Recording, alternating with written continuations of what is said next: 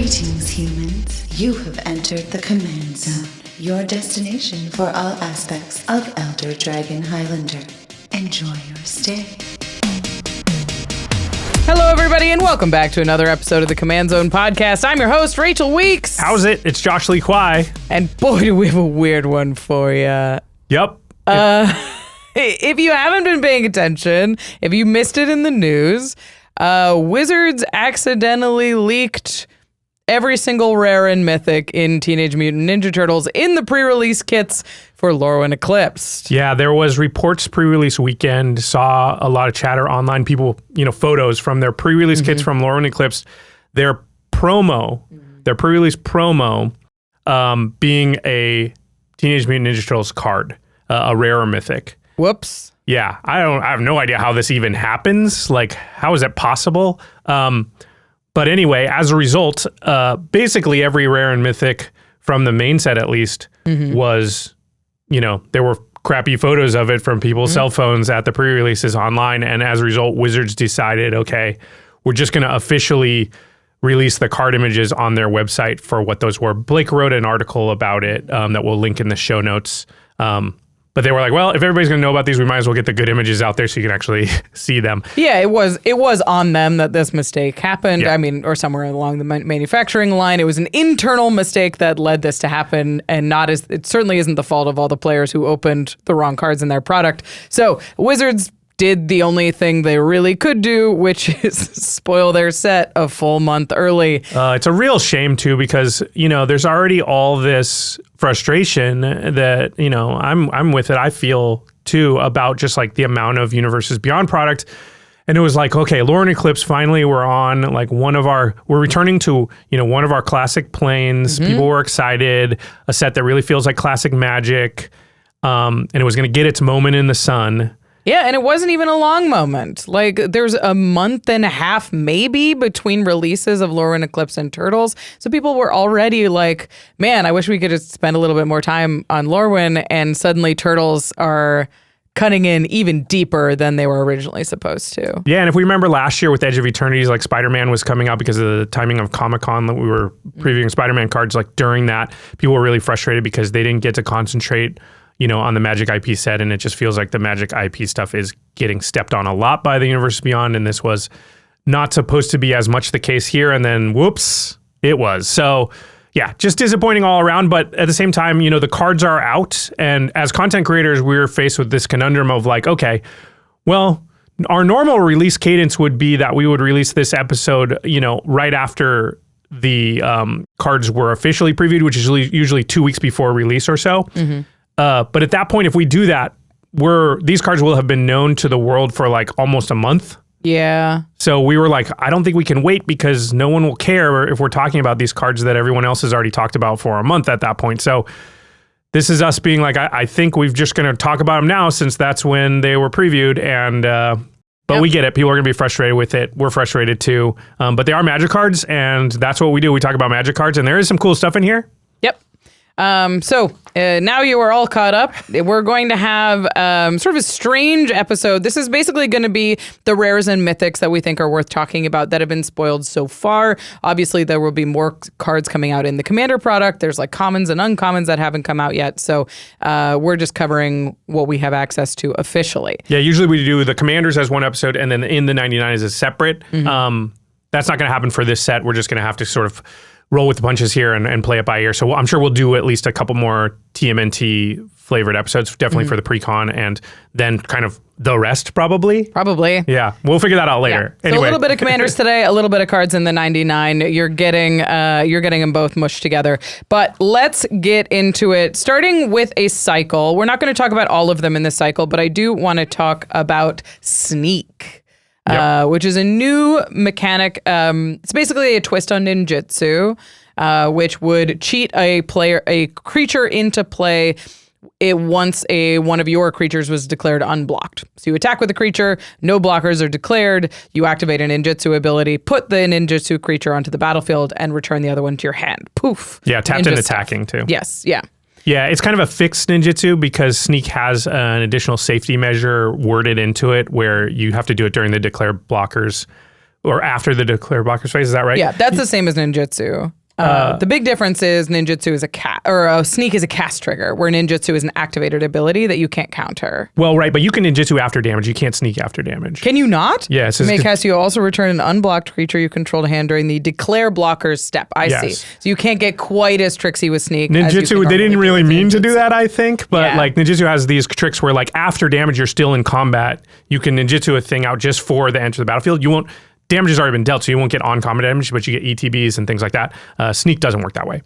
So, which for these matters because you won't. These are sneak sorceries, and you won't get the damage from the creature. Like I think you would want to cast these after damage to get the effect after you've hit, but you can't do that with these. So the sort of new templating on sneak does matter here. Yeah, so let's talk about a sneak card. The first one we're going to talk about is Splinter's Technique. This is 3 and a black for a sorcery with sneak, 1 and a black. Search your library for a card, put that card into your hand, then shuffle. Ho! It's Demonic Tutor. Yeah, it's Demonic Tutor, bounce one of your own creatures, and it has to be an unblocked attacker when you do it. So it's Demonic Sneaker. Yeah. I like you put the comparison to Diabolic Intent, which I think is the best comp here.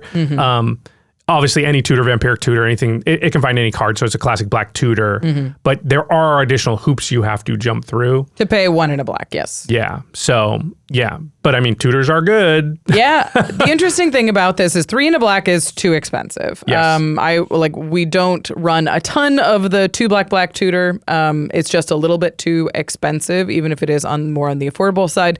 But this is 1 and a black with built-in synergy. So if you can reliably have a creature be unblocked, if you're running a lot of cheap flyers, if you're running a lot of cheap unblockable creatures, then you can start looking at this more as a Demonic Tutor style card.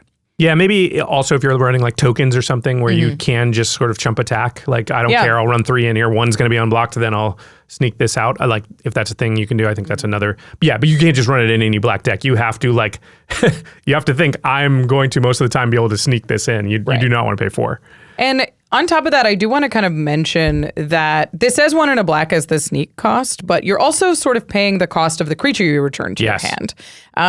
You're paying the single blue pip or whatever you used, because you're going to have to recast that, or you're going to have to like take that tempo hit of returning an untapped creature. So it isn't as simple as like, this is a Demonic Tutor. Like, I think at its cheapest, it's kind of like 1 black blue in a specific moment is like how I think of what this is actually going to cost. Yeah, that's why I like the comparison to Diabolic Intent, because you have to say like, oh, I sort of got to factor in that I have to have a creature I can sacrifice.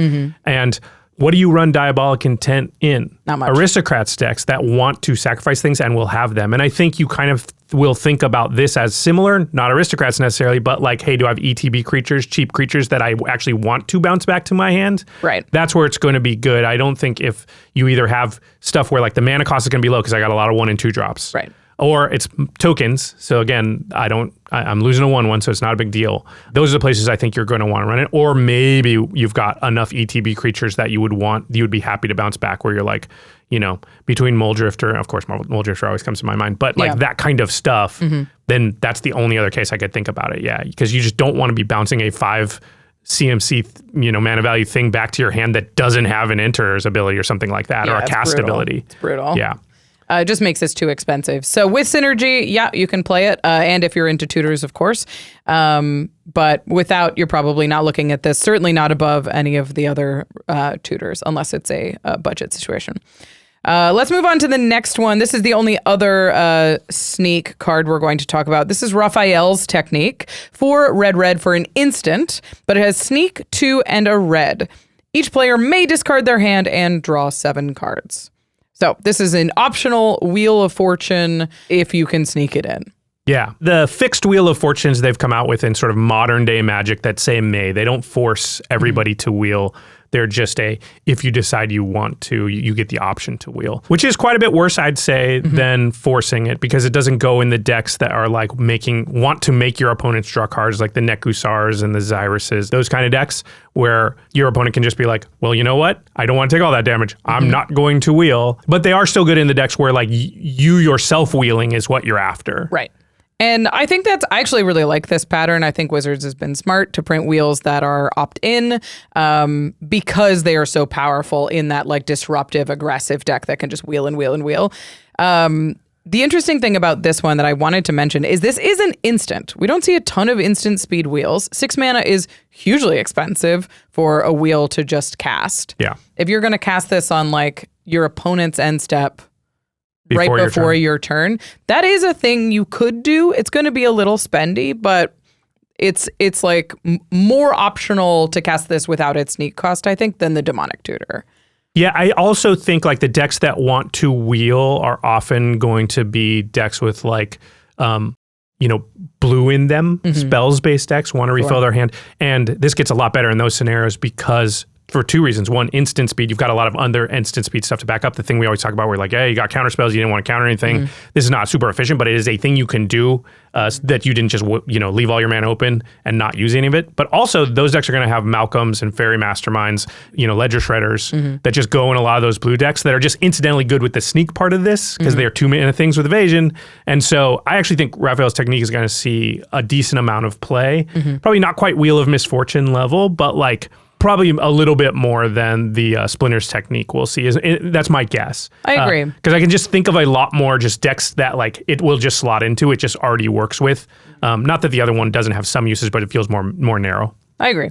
Raphael's technique is definitely interesting. I think we'll run into it a little bit more. Nice that it's a May option. Yep.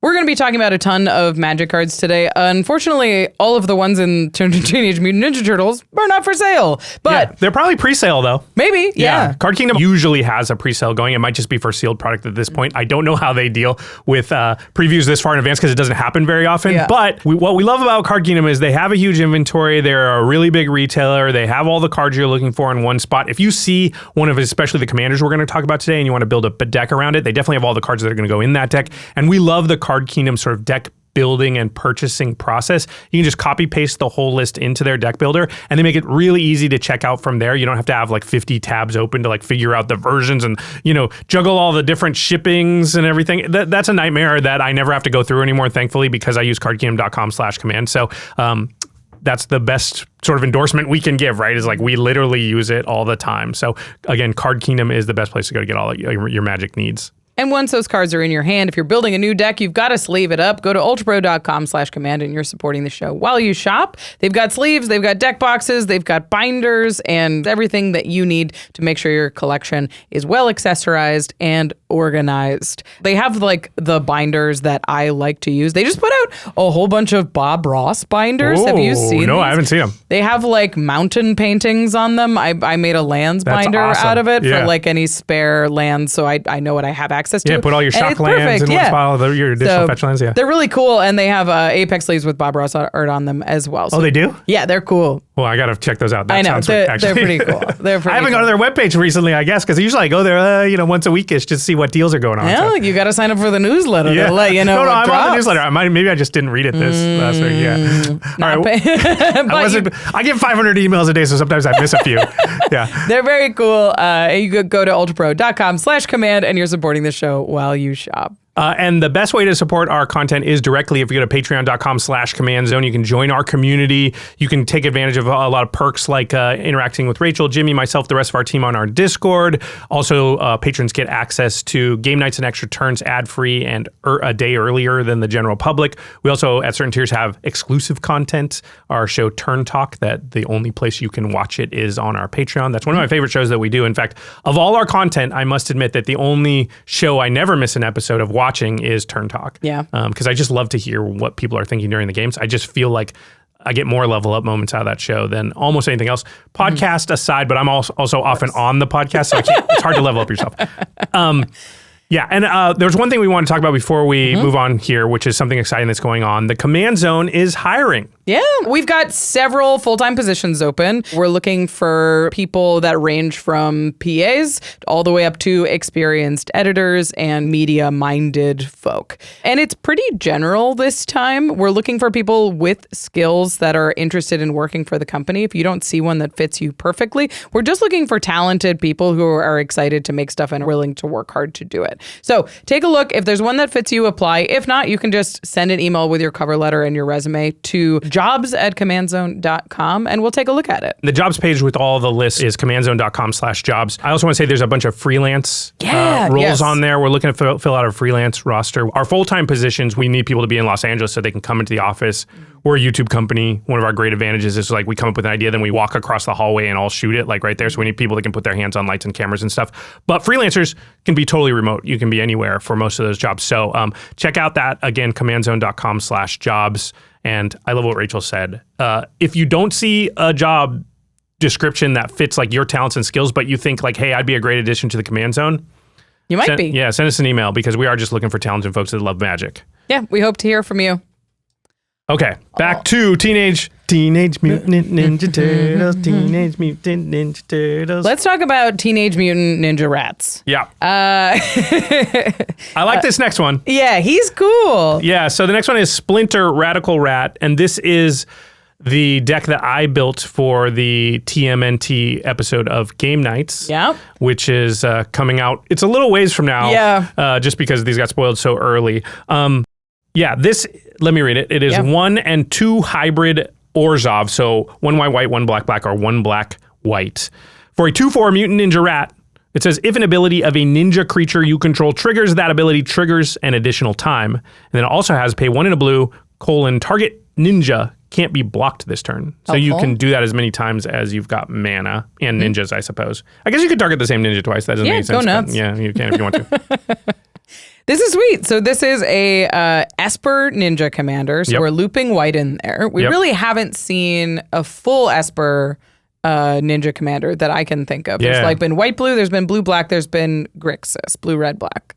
And this is a perfect payoff. It gives you a little bit of evasion. It doubles all of their effectiveness. So it's going to look like ninja decks that we've seen in the past, but we're going to walk through some of the steps that you go to when you're building a ninja deck. Because ninjas are sort of twofold. You need 1 mana evasive creatures, sometimes with ETBs, that you get them unblocked so you can ninjutsu or sneak in a spell after that. So this is stuff like Slitherblade or Changeling Outcast is great because it's also a ninja. Yeah, Changeling Outcast is sort of the best one of these, I think, for the deck. Absolutely. Or you want like flying creatures with ETBs. Something like Fairy Seer, when it enters, you scry 2, but it's a little like 1/1 flyer. Or Baleful Strix shows up a lot in ninja decks. Baleful Strix is so good. It's just ridiculous. Because you bounce back here and replay it, draw another card. Also, nobody wants to block it. Yeah.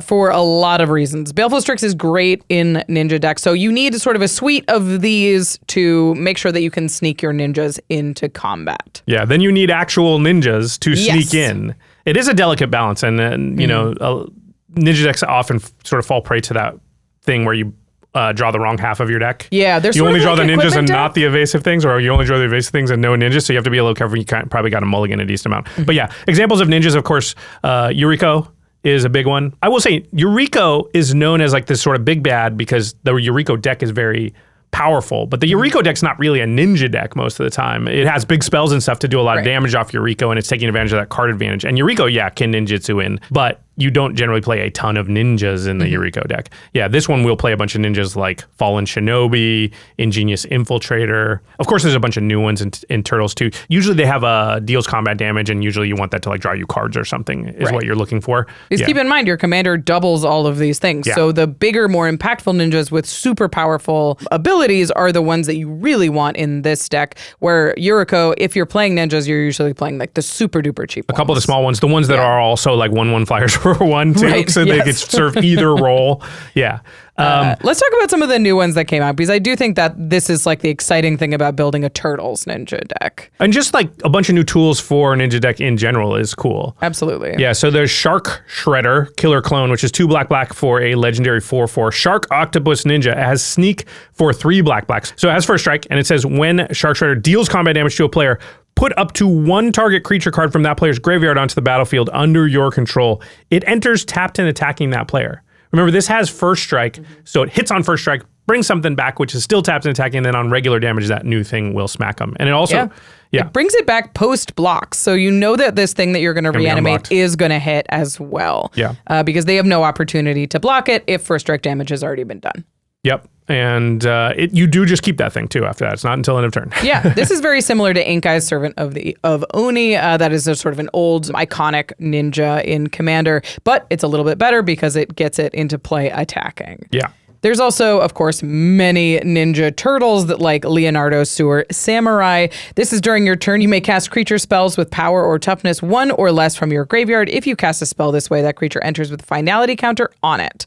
Yeah, that's awesome because you can get back your Changeling Outcasts and Slither Blades and stuff. You're going to be running a bunch of low toughness, evasive things. And a fair amount of ninjas are like 2/1s and like 1/3s with Death Touch, that kind of thing. So this is just a great recursive piece that also is like a 3/3 with Double Strike.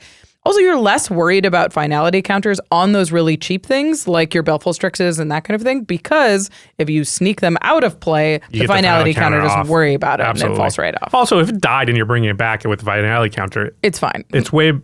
Already replayed it. Yeah, exactly. It died once already. Yeah. You got your value.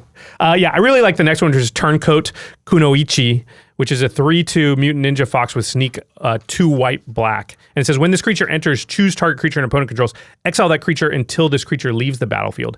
If this creature's sneak cost was paid, instead exile the chosen creature. So it is a Banisher Priest unless you did it during combat, in which case it is just a exile the thing, that's it. No, it doesn't matter if they kill the Turncoat after that or whatever. They're not getting their thing back. Yeah, and if your commander is in play, you get two of them. That's backbreaking. Yeah. 4-mana exile 2 is huge. I also like that this is an enters trigger, so you don't even have to do the sneak part. It is 3 mana.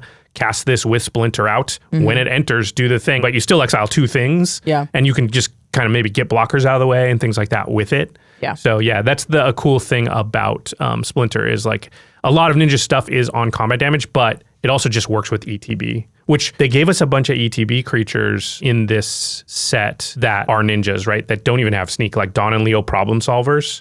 Oh, this is not ETB, sorry. This is an at your end step. But again, it's a trigger that Splinter will double, and that is a blink creature and an artifact or one or the other if you only have one.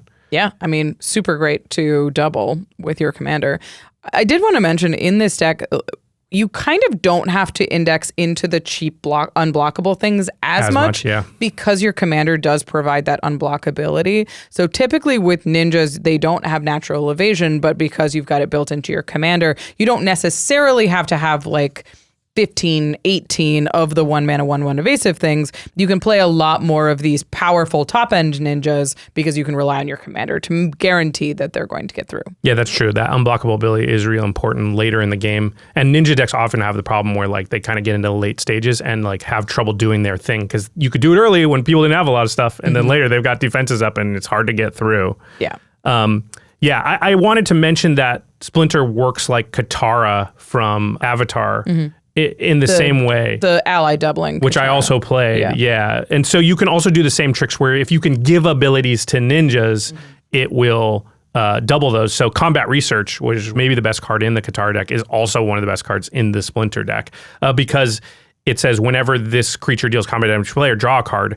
It gives that ability to enchant a creature, so you'll draw 2 cards. It also gives Ward, and Ward's an ability that the creature has that will also be doubled. So giving Ward Flowering of the White Tree is another card I earmarked, which is really, really good. It just will make your stuff harder to block, but also gives the ward to Splinter and your other legendary creatures. So that's really, really powerful, again, as just an Anthem effect that also protects your stuff. Yeah, and there's going to be a fair amount of legends in this deck, especially if you're building around the turtles. Yeah, and I think you are going to have a decent amount of turtles in this deck, just because there hasn't been a lot of ninjas. Like when they add 100 cards to the pool of all Magic cards, 25,000 or 30,000 cards, the chances that one of them is better than something you've already got are kind of low. But because there's only a couple hundred ninjas and they're going to, they just added like 50 more or whatever. It feels like the chances are very high that like, a large number of them are better than what was there. Yeah. Yeah. All right, we've got a couple other things that we wanted to mention that are not necessarily ninjas, but are very powerful in decks like this. Specifically, I wanted to mention the Blue Spirit, which I think is a very powerful card from Avatar.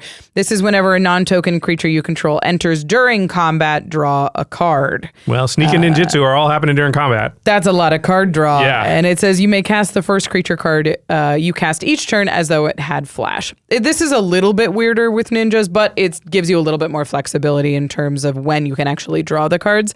The Blue Spirit isn't themselves a ninja, so you can't double this ability, but that card draw engine is so powerful in a deck like this. Everybody knows I like casting stuff at flash speed. It's really good in a deck like this, though, because it can look like you don't have an evasive creature out, and then you can get one out at instant speed. So people, against ninjas, they're always looking, do I have blockers? What can I see? It's unlikely to have haste in these colors. So like if I can figure out a way that I've got all of my bases covered here, I don't have to worry. And then you go, okay, on end step, flash out this thing you didn't expect, and now it's attacking, and it can be the thing that I sneak with, is also like a really good just thing to have in your toolbox on your card draw engine. Yeah, haste is like something you don't really have access to, and pseudo haste is huge. Yeah. Just being like, okay, I can get going a turn earlier because I have a creature that can attack this turn. And having something like a welcoming vampire, those kind of things are really powerful. Ninja decks like this are susceptible to board wipes because you have to commit so much to the board, and you can replay all your 1-drops, but there's not really anything you can do if those all get wiped. Having good card draw engines, having good protection, flash engines like the Blue Spirit are going to go a long way in making a functional ninja deck. Yeah, when they board wipe, you want to be able to be like, cool, play like 6 things, because it's all 1 and 2 mana spells. Right. Go, and they're like, crap, they're just going to do this to me next turn. It's the worst in the world when they board wipe and you're like, I have 3 cards. Yeah, for sure. You've got to keep your hands full, especially in Asper colors. You've got lots of opportunity too. Let's move on to the next one. This is April O'Neil, Hacktivist. 3 and a blue for a 1/5 human scientist. At the beginning of your end step, draw a card for each card type among spells you've cast this turn.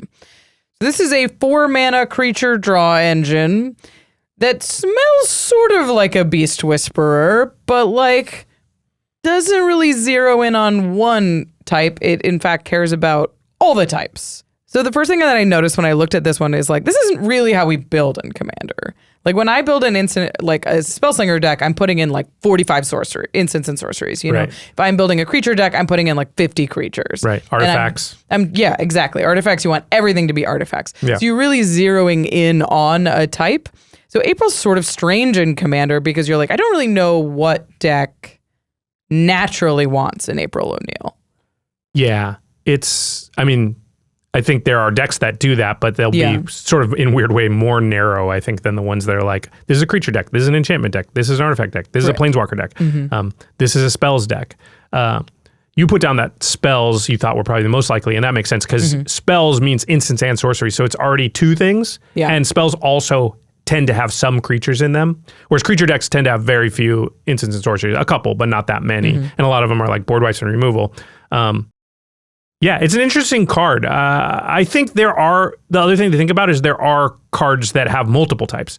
So if you have a lot of artifact creatures, this will get a lot better because 1 spell gets you 2 cards. Yeah, that makes sense. Yeah, so enchantment creatures are also a thing. So maybe that's a spot that you could think about it. To me, it's just like, well, you kind of look at your list and you say, is it either evenly spread between a lot of the different categories, or does it have a lot of things that are 2 categories at once? Right. Yeah. April does draw you a card right at the end step. You cast her.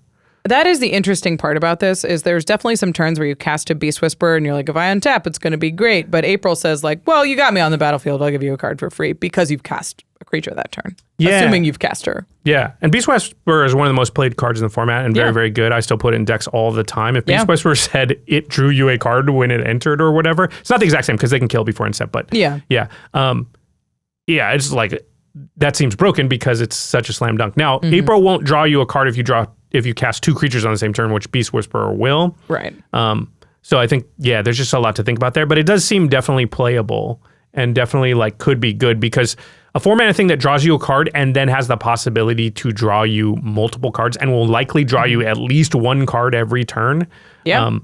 And is a 1/5, like it's not nothing. It will stop some stuff on the ground, like good against that Ninjas deck. Yeah. I mean, the interesting thing about this is like, there are some turns where this is going to feel insane. Like if you cast a Signet and then cast this on turn 5 and you draw 2 cards on end step, that feels nuts. Really good, yeah. That feels like, okay, I have a threat on the battlefield that they have to deal with right now, or I'm going to spiral out of control, and I have 2 cards right now. If they kill it, I still am up. Yeah. Right? Yeah. Like that feels quite strong. So there's definitely worlds where I'm like, this is a banana straw engine, but I have to like look through my decks and really consider how often am I going to do that? And it's kind of artifact decks. I think artifact creatures is going to be a good signpost for you should look at April O'Neil, and then spells decks. Yeah, maybe Enchantress decks, because they often, but they actually, maybe not though, because Enchantress decks do not have problems drawing cards. They have trouble doing anything. Yeah, I don't. So this doesn't help you do anything. So maybe not. It also draws you cards on end step, which like Enchantress decks are kind of trying to like spin your wheels. So does spells decks though. So drawing on end step might be more of a downside than we think. Yeah, I would think spells decks have enough instance probably, because spells tend towards instance these days because sorceries are so bad that like, you know, you probably can use your mana on other people's turns. But then again, maybe that's bad because this won't draw you cards if you hold all your mana open. Yeah. Right? Like if you want to draw go, this is not good because it's drawing you on end step. You want to be casting stuff during your turn. Yeah, that's like interesting. Sort of like is it burn deck is like where this might be comfiest. I think this is it's going to be a case by case basis as far as like you got to look at your list. It's not like a certain kind of deck necessarily wants this. It's just like you look at your list, and if it's like I got 10 instances, 10 sorceries, I got 12 artifacts, I got 20 creatures, I got 2 planeswalkers, whatever. Then it's like, oh, it's a pretty good candidate just because I am doing a wide variety of stuff. Whatever my strategy is, it's not focused around one card type. Delirium decks. Yeah. I want to call out like, how is April O'Neil not investigating? It is a little weird. I mean, she's kind of like getting straight to the point. She's skipping the making the artifact part and just going straight to drawing. Maybe that's card. what she did originally, but like her character is an investigative journalist. It's weird. It feels like she should make clues. She follows clues all the time. That's kind of her thing. Yeah. So from a flavor standpoint, I question it a little bit. Yeah. Not saying it's not good. And definitely it would be worse if it made clues, but still. Yeah. It's very interesting. Maybe they just didn't want to mix tokens with the mutagen tokens and everything. Maybe. All right. That's April O'Neil. She seems pretty sweet. Well, the next card is cool, but rude. That's what it's called. Cool but rude. It's 1 in red for an enchantment class. It comes in with the ability, whenever you attack, you may discard a card if you do draw a card. So whenever you attack, rummage. And then it goes to level 2 for 1 in red. Whenever you discard a card, this class deals 2 damage to each opponent. Pretty good with that wheel from earlier. And then at level 3, also 1 in a red, so it'd be 6 mana total to get here. When this class becomes level 3, search your library for a card, put it into your hand, shuffle, then discard a card at random. So it's gamble. Gamble on the last one. Yeah. Gamble with deal 2 damage. Yeah. I kept looking at this card and I was like, this isn't that good. I was like, I don't know. It's like a lot though. And unlike a lot of classes that we've seen in the past, which are sort of like 1 to get on the battlefield, 4 to upgrade, 3 to upgrade the last time. Yeah. These are all 2 mana and feel very doable. Where like I could pay 2 for a little looter, especially if I have a cheap commander that I can get into the battlefield early and start doing this rummaging. But it's easy to level this up and wheel in the same turn and come out of nowhere. It's easy to level this up 2 times, get a tutor, and have a big turn the turn after that. So the more I thought about it, the more I was like, I don't know, this is kind of a nasty little card that fills a lot of roles in different decks. I do think the one you want to focus on is level 2. Yeah. I think the reason that you put this in the deck is you're wheeling a lot, you're discarding a lot to like looters, or you're, more obviously like a madness or a mayhem deck. Yeah, you want to discard your reanimator. It's paired with black, and you want to get stuff in there. You know, I think you have to want to discard things, or I guess want is a weird word, or be incidentally discarding a lot. Like a wheels deck doesn't necessarily want to discard things, although sometimes you lean there because that's what you're doing. But I think if you had a lot of wheels in your deck, you could run this because it will just deal a ton of damage, and you're just like, I'm taking advantage of a thing I'm already doing. But to me, I agree. The level 2 is what I'm circling as like, if I don't like that, I'm not playing this card. Probably.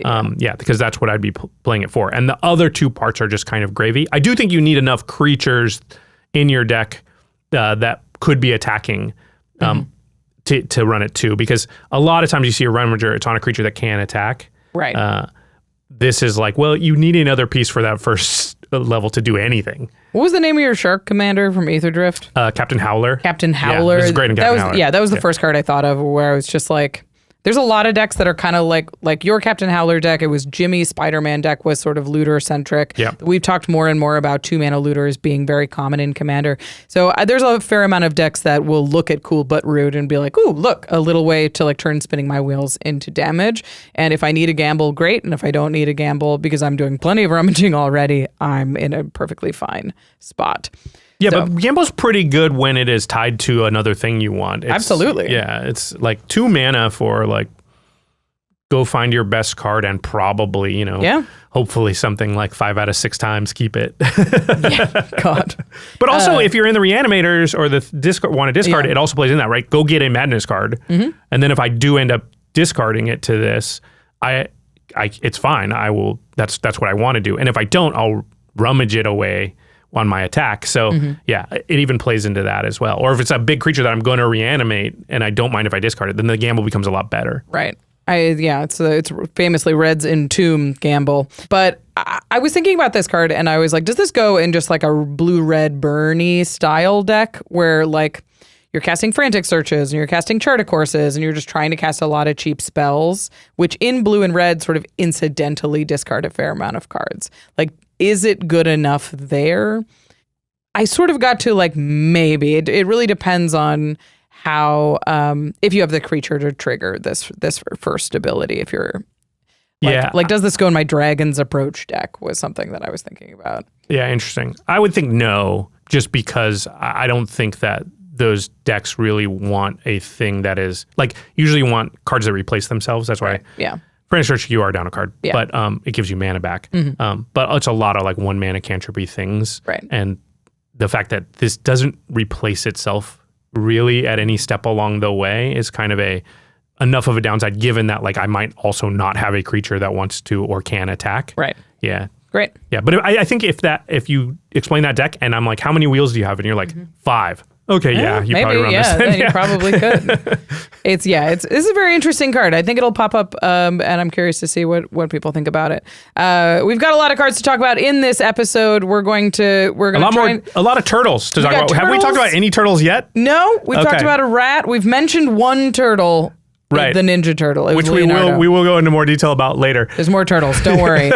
But first, let's take a break to hear some words from our sponsors. This message is sponsored by RAYCON. You know what I really want to work on this year? What's that? Being a better listener. Really hearing people more. That's actually awesome because I have some big ideas for the office. The first one is everybody gets a puppy. The second one is every puppy. Put it in an email. What I'm talking about is I want to keep using my RAYCON Essential open earbuds. They make me a better and safer listener by letting me hear my surroundings when I'm playing my music and podcasts. The open ear design means I still get crystal clear audio quality without blocking out important stuff like car horns or alarms. Or puppy barks. I've really been liking my RAYCONs for the gym. They're lightweight, comfortable, and the 36-hour battery life with 8 hours of playtime means even my arms will give out before they do. Plus, they're just half the price of other premium brands, and they come with a 30-day guarantee. Those sound like the perfect earbuds for when you're out walking your brand I already have a dog, Rachel. But this one will be smaller and more lightweight, just like... The Essential Open Earbuds are here to help you crush your New Year goals. Go to buyraycon.com/command-open to get 15% off. That's buyraycon.com/command-open for 15% off. Thanks, Raycon, for sponsoring. Hail! I am Urza, Lord High Artificer, wielder of the Might Stone, Liberator, and of course, Urza's glasses. But I'll be honest, the glasses could use a refresh. I've had these things since 1993. That's why I'm shopping for new specs from Warby Parker. Their virtual try-on feature is a game changer, just like I used to be. I can see different options on my face in real time, right from my phone. They've got a huge variety of high-quality frames, all at affordable prices, plus contacts, sunglasses, and even online eye exams. Because with everything in one place, shopping for eyewear doesn't have to be a saga. Now that I've got my new black Fletcher frames from Warby Parker, I'm looking even better than the cards in my opponent's hand. And they've got a Turgid in there. Hey, why does she get to be a game changer and not me? Warby Parker gives you quality and better looking prescription eyewear at a fraction of the going price. Our listeners get 15% off plus free shipping when you buy 2 or more pairs of prescription glasses at warbyparker.com/command. That's 15% off when you buy 2 pairs of glasses at warbyparker.com/command. After you purchase, they'll ask where you heard about them, so please support the Command Zone and tell them we sent you. This video is sponsored by NordVPN. Hey, Kithkin. I'm Bridget, Clacken's heart. I love Lorwyn, but I have a strange foggy memory of enjoying the hit show Golden Glow Girls. Ha! They're old, but sassy. but that's only available on Nightflix over in Shadowmoor. Wait, I have a bright, sunny idea. I'll use NORDVPN. They have servers all around the world, so you can enjoy the internet with no limits or borders and access content that's not available in your region. NORDVPN makes it easy to switch locations, protect your IP address, and keep your browsing activities safe and secure. It can also monitor the dark web and make sure your information hasn't leaked after signing into a dodgy website. They even have 24/7 support, so you can reach them day or night, which I hear work differently where you're from. As for me, it's time to watch Betty Mono White get up to her signature antics. I'm old but sassy.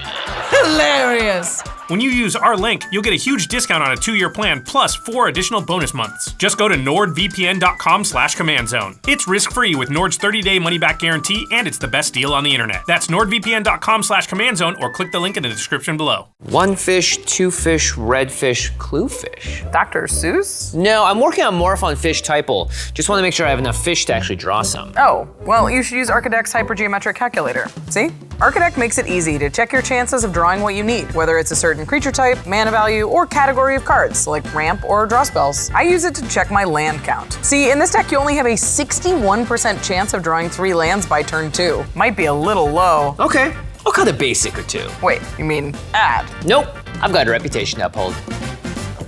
ARCHIDEKT is the best place to browse, brew, and playtest commander decks. Just go to archidekt.com/command-zone to get started. That's ARCHIDEKT.com/command-zone.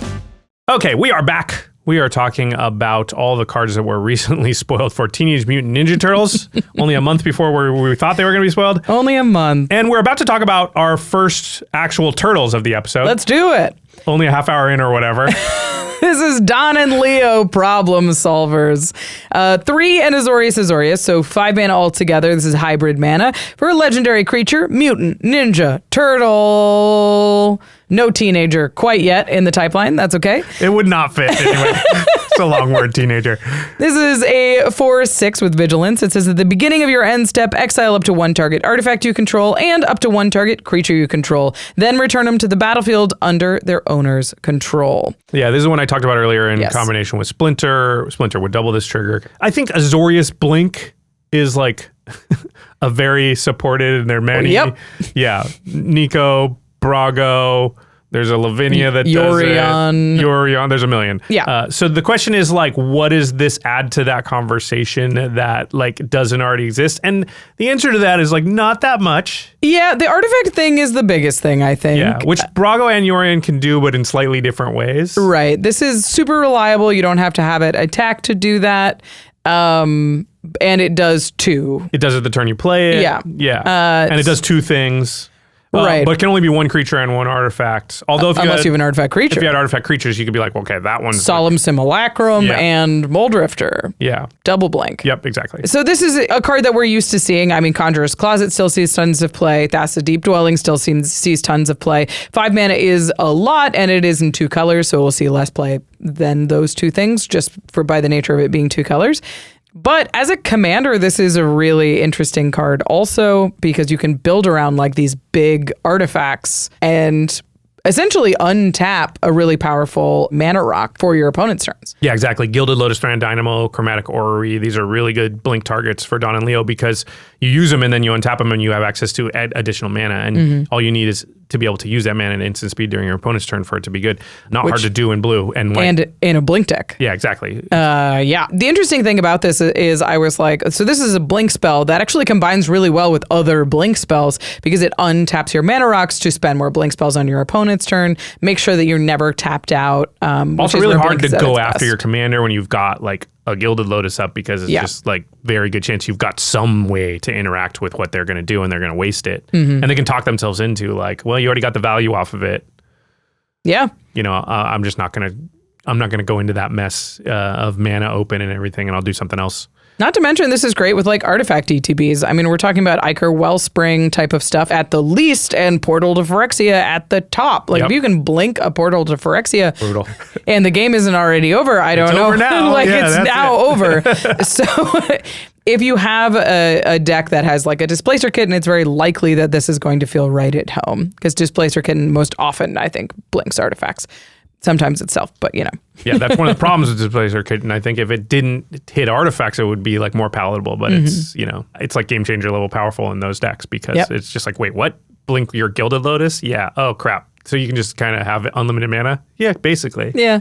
It's not infinite. It's just a lot. Displacer Kitten is a lot closer to Paradox Engine than it's not that good. Yeah. But it's not Paradox Engine. It's a card that's like on my own personal, I don't put it in Game Nights decks. Yeah. Like which Jessica's will. So to me, it's like game changer powerful. Yeah. Yeah. But it goes very well with this kind of deck, and it fits right at home with a lot of different Blink decks. I think if you're a creature Blink deck, you can think about this because it's just another copy of Conjurer's Closet and blinking your artifacts. Like, I might adjust my ramp suite a little bit if I knew this was in the deck. Yeah, I absolutely think you're going to want to put Throne Dynamo and Gilded Lotus into the deck. But it can still be mostly creatures. And then I would, like you said, lean towards Solemn Simulacrum, Mere Battlesphere maybe. Mere Battlesphere. Like that kind of creature artifact stuff that's got ETBs, Yeah. But this is a really sick card. I think it'll see plenty of play. Yeah. All right, let's go on to more Turtles. All right, it is Dawn and Raph, Hard Science. This is 1 and then 2 Izzet hybrid. So 1 blue, 1 red, or 1 blue-red. 3 mana total for a 2/4 Mutant Ninja Turtle, Menace, and it says whenever Dawn and Raph attack, the next non-creature spell you cast this turn has affinity for artifacts, which means that it costs 1 less to cast for each artifact you control. Okay, blue-red have a lot of stuff. This is a commander that we've seen a couple of times in slightly different forms. I think it's the most related to Saheeli the Gifted, which is a planeswalker that ticks up to say the next spell you cast this turn costs 1 less to cast for each artifact you control as you cast it. The big difference between Saheeli and Dawn, of course, is Saheeli can cast creatures, and Dawn and Raph can only cast non-creature spells, but they trigger roughly on the same turn. Dawn and Raph have to attack to do it. Yeah, so it would be turn 4, which is when Saheeli comes down and could do that. And could reasonably Generally, do it. Saheeli doesn't come down then because you're waiting to set up more artifacts. And Dawn and Raph might be the same, although I could see you playing them earlier just because you want them to not have summoning sickness. So you do this, cast a couple of artifacts, then attack and get the benefit. Yeah, it reminds me a little bit of Chiskoria, Forge Tyrant. Chiskoria, of course, has haste and can't come down early. You have to have all the artifacts set up because he is affinity for artifacts. Yep. So I think that's a decent comp as well. But Chiskoria, again, can cast creatures. A couple of interesting things to note about how building this deck is going to be a little bit different is your win cons, your big spells, are going to tend towards non-creature spells as opposed to Saheeli and Chiskoria, which may lean on Mere Battlesphere, they may lean on Blightsteel Colossus, they may lean on big, colorless creatures to win the game. You need a slightly different plan. But let's talk about how to get there first, which is just getting a ton of artifacts on the battlefield. Yep. Rectangle theory. Yeah. Affinity for artifacts means you've got a lot of artifacts. Yep. So this will be a heavy artifact deck. I mean, I think you want of your 63 playable cards, you probably want, as close to 50 as you can get to be artifacts. Yeah. Yeah. And ideally, they make other artifacts. Yeah, absolutely. A new one that's really cool is Ravenous Robots, which is 1 in a red for an artifact robot. It's a 2/1. Whenever you cast an artifact spell, create a 1/1 colorless robot artifact creature token. And then it also has pay a red and tap it. Creature tokens you control gain haste until end of turn. Okay. So just what a tight little package on that thing. Seriously. And it's an artifact itself. Yeah. This is the thing that really hit for me because we've seen this kind of effect before on Third Path Iconoclast or Saheeli Sublime Artificer, which are great and should probably go in this deck.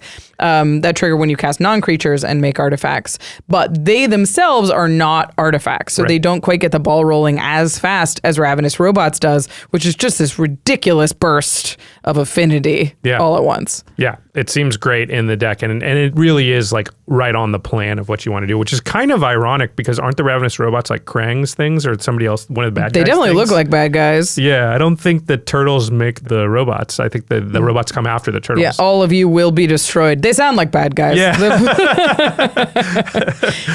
The other one that we're going to talk about a little later in this episode that seems pretty good in the deck is the Ooze, and this makes mutagen tokens. This is the Ooze that made the turtles. The turtles, yeah. See, is the OG.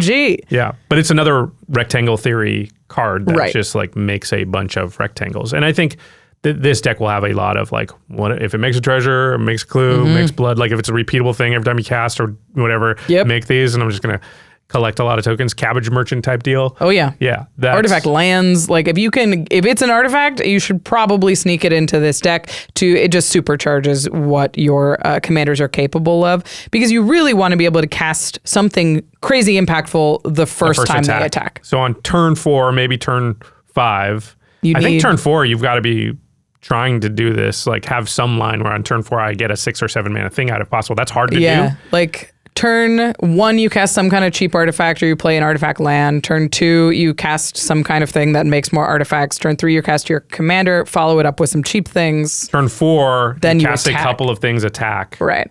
And then you can cast a big Then you haymaker. can cast you could probably cast like a 7-drop or something there. And then the question is like, what are the 7+ drops or whatever that you're casting? And you want those to be artifacts as well, just because they will synergize with the rest of what your deck has going on. The End Stone is one you put down, which is really good. Chameel, the Inner Sun. Yeah. If you ever get that card out, it does a lot of work. It's just going to sit there and churn out value. Yeah, I mean, a Chameel on turn 4 is like, well, that is going to be a problem for sure. You're going to get so much stuff from it. Yeah, I mean, I was even thinking like you can cast Ugin the Ineffable or something like that is a great thing to follow up. Now it reduces the casting cost of all your colorless spells, which you'll have plenty of. That's great. It's removal and it's like a good non-creature spell. You could probably go like Ugin and then just cast a couple of free things. Yeah, absolutely. That's great. Card draw is going to be really important in this deck because you're absolutely dumping stuff onto the battlefield. The other option for big things you can cast is X spells, especially in the later games. If you're attacking with your commander the second time, ideally you'll have built up even more artifacts. This is when you have like 10, 12, and can really start trying to go for a win. This is when I'd start looking at stuff like Pull from Tomorrow, or even like the Great Train Heist was something I was thinking about. This is the Spree card that gives you the extra combat, but also it says choose target opponent. Whenever a creature you control deals combat damage to that player this turn, create a tapped treasure token. So it gives you an extra trigger from your commander. It's an instant that you can cast the turn that it attacks, have an immediate other attack, and have another spell you can cast second main phase.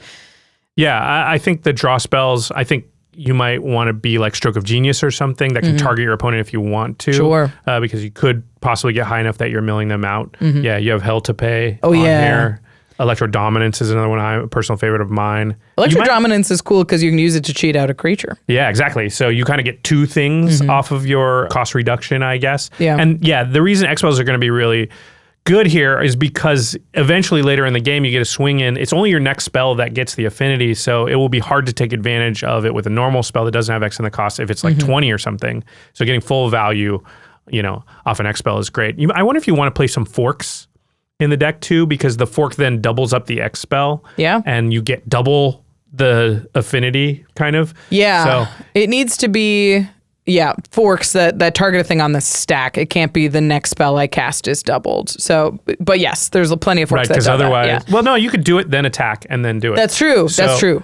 So you could still figure out a way. Yeah. It's very telegraphed, though. I would be reticent to show my opponent that plan before I go to combat because Rachel's going to kill my creature then. Yeah, I would. She might let attack being like, okay, how bad is it going to be? 7? I'll let you do that. The other thing I was thinking was extra combats, which you mentioned, are really good, but extra turns are also really, really good. This is sort of in the mold of the old school Narset. If you think of Narset as like it draws you a free spell, but also casts the spell for free. This gets a spell out for close to free if you've built it correctly. So time stretch, time warp, that kind of stuff. Will be really good because, extra turns if you want to play them. Obviously, not everybody does. Right. But obviously, it like gets you another turn with another attack and another chance to whatever. And then forks are really good with those as well. Right.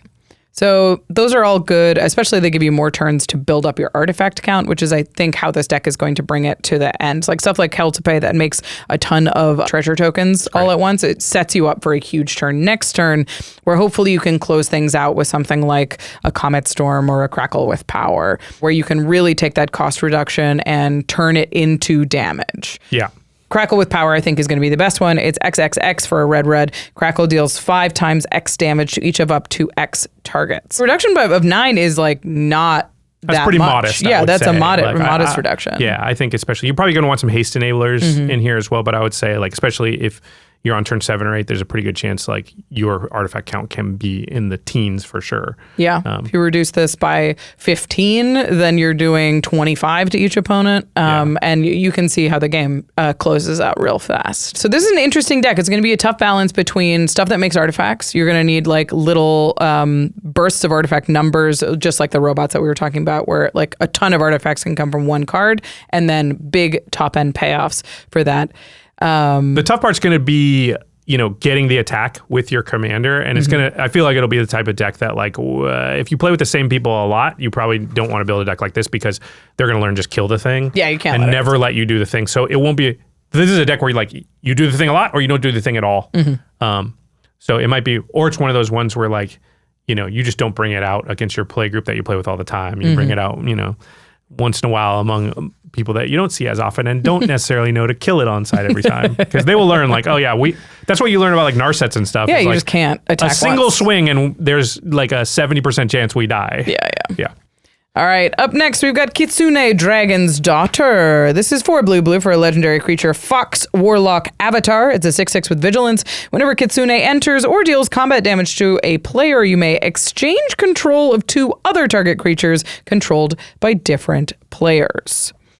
So this is an ETB creature that can swap creatures around. So you can give a small thing of yours away to steal the best thing on the board. You can swap 2 players' commanders and opponents, ruin their lives. Well, now they're like, well, I want my whole deck's built around my commander, and I've got your commander. Yeah, I mean, I've done that before, and what they usually figure this out pretty fast is like, hey, I'll attack into you and you attack into me, and they'll die, right? Yeah. And then we'll buys you a turn. Yeah. yeah. It's not the worst. It's just, it doesn't end up being locking them out. They figure out a way to trade off. Yeah. Working together. Yeah, this is an interesting card. I think there's some cool usages of it. We've seen cards that do similar things in the past. So a lot of the cards that are like the blue ones anyway, they're in like Zedru and stuff are going to work here. It is only creatures, so you can't give them, enchantments, artifacts, and things like that, which limits it a little bit. Yeah. It's interesting. It's like an agent of treachery that triggers more. Like the fact that it triggers on combat damage and ETB is kind of interesting. I don't know how often it's going to actually hit because it's a 6/6 on the ground and people don't want their stuff stolen. Yeah, I would assume that if you built this deck and this is the commander, that you're going to put in some evasion, unblockability, things like that to be able to attack with it. It is a 6/6 too, so yeah, it's annoying to chump. Crazy, yeah. It's there's plenty of boards where you look around and it's like, well, 6/6 can just kind of like attack for free. So I don't think that's nuts. Yeah, the question is to me is like, what are you swapping? You probably want tokens so that you've got expendable little 1/1 sitting around that you can give away. You might seed some cards in there. There's a bunch of cards that are like kind of bad unless you're built around them. So you might have some of those. And then also I was thinking like there are a bunch of cards that will let you get the thing back that you took. So Coveted Falcon. Ooh. Yeah, this one says, whenever Coveted Falcon attacks, gain control of target permanent you own but don't control. Right. So this is like, hey, give me that. Commander comes in, swap a thing, attack with the Falcon, give me my thing back, but I keep yours. Yeah. Yeah, which is really, really cool. Sort of Hearth and Home blinks a target creature that and returns it to owner control, so you can blink a thing that you gave to them, give it back to yourself. Right. The important keyword on sort of Hearth and Home and the effects that work here is it's exile up to 1 target creature you own that's yours no matter where it is, and it returns under the owner's control that's you. Right. So if you've ever stolen something and somebody gets a sort of Hearth and Home out, you know, like, oh crap, they just get to get it back. Well, this is a thing where you didn't steal it, they gave it to you, and now they give it back. Don't blink the thing you stole. Yeah. It'll go back to them. So there's a few cards that do things like that go in this deck and are pretty interesting because it can look like, oh, I'll give you something decent. Yeah. The thing that's cool about it is it also works really well with blink spells because your commander has a very powerful ETB, so blinking it makes a ton of sense. And then there's plenty of blink spells in blue and in white. If you're in like a flickery deck, you can run Planar Incision that says exile target artifact or creature, then return it to the battlefield under its owner's control. So it doesn't limit what you can target and it returns it under your control. So you can steal back the stuff you gave away, nice, or you can use this to blink your commander and get another trigger. Yeah. Really, really cool. The Kitsune deck is interesting. I wonder if Kitsune goes into blink decks. That's what I was thinking. Yeah. Yeah, like in the 99. I think if you have enough of these, yeah. Yeah, or even like Rune or something. Nobody plays Rune anymore, but like back when they did, I think it would probably be good there because you're often like you don't care if they get a thing because and also ETB's decks are pretty good because I already got my card draw off the Mole Drifter. Giving it to you is not that bad. Yeah, I'll give you a Wall of Omens. That's fine. Yeah, you get that, and I get a thing that like has that Rachel plays that has like a on attack or combat damage trigger, right? Like something cool. Yeah, I already got my value off the thing, so it's interesting. I think it's kind of cool. Yeah, Jimmy will like this card because he likes taking other people's stuff. And I like that you can be political with it. I like that you can be like, look, you're behind. I'm going to give you this Sun Titan, and I'm just gonna like to put this person back. Yeah, and we'll make some kind of deal. Don't send the Sun Titan at me. Like this is gonna be a pain to play against, especially if it's in the command zone. Because you deploy your commander right before they play this. I don't know. It feels like you don't want to. It's pretty annoying. Yeah, because they're gonna have a way to steal it. So it's on the CTB from the command zone does make this card pretty annoying as a commander. Like Agent of Treachery, but I think more interesting in casual games because of the swap of it all. Yeah. So you don't just straight up steal something. You do have to give them something. So you got to do a little bit of work. But it's not going to be that much work. Not that much work. All right, let's go to the next commander. This one's actually kind of similar. Speaking of Jimmy. Yeah, this is the commander that Jimmy is playing on the next episode of Game Nights, the one he built. Speaking of stealing other people's spells. Yeah, Jimmy would never do that, except for in the Game Nights. Except for every time you play against Jimmy. It is Krang and Shredder. 4 and then 2 hybrid Dimir mana. So 4 blue, 4 black, or 4 blue-black. 6 mana for a 6/7 Utrom, Human Ninja.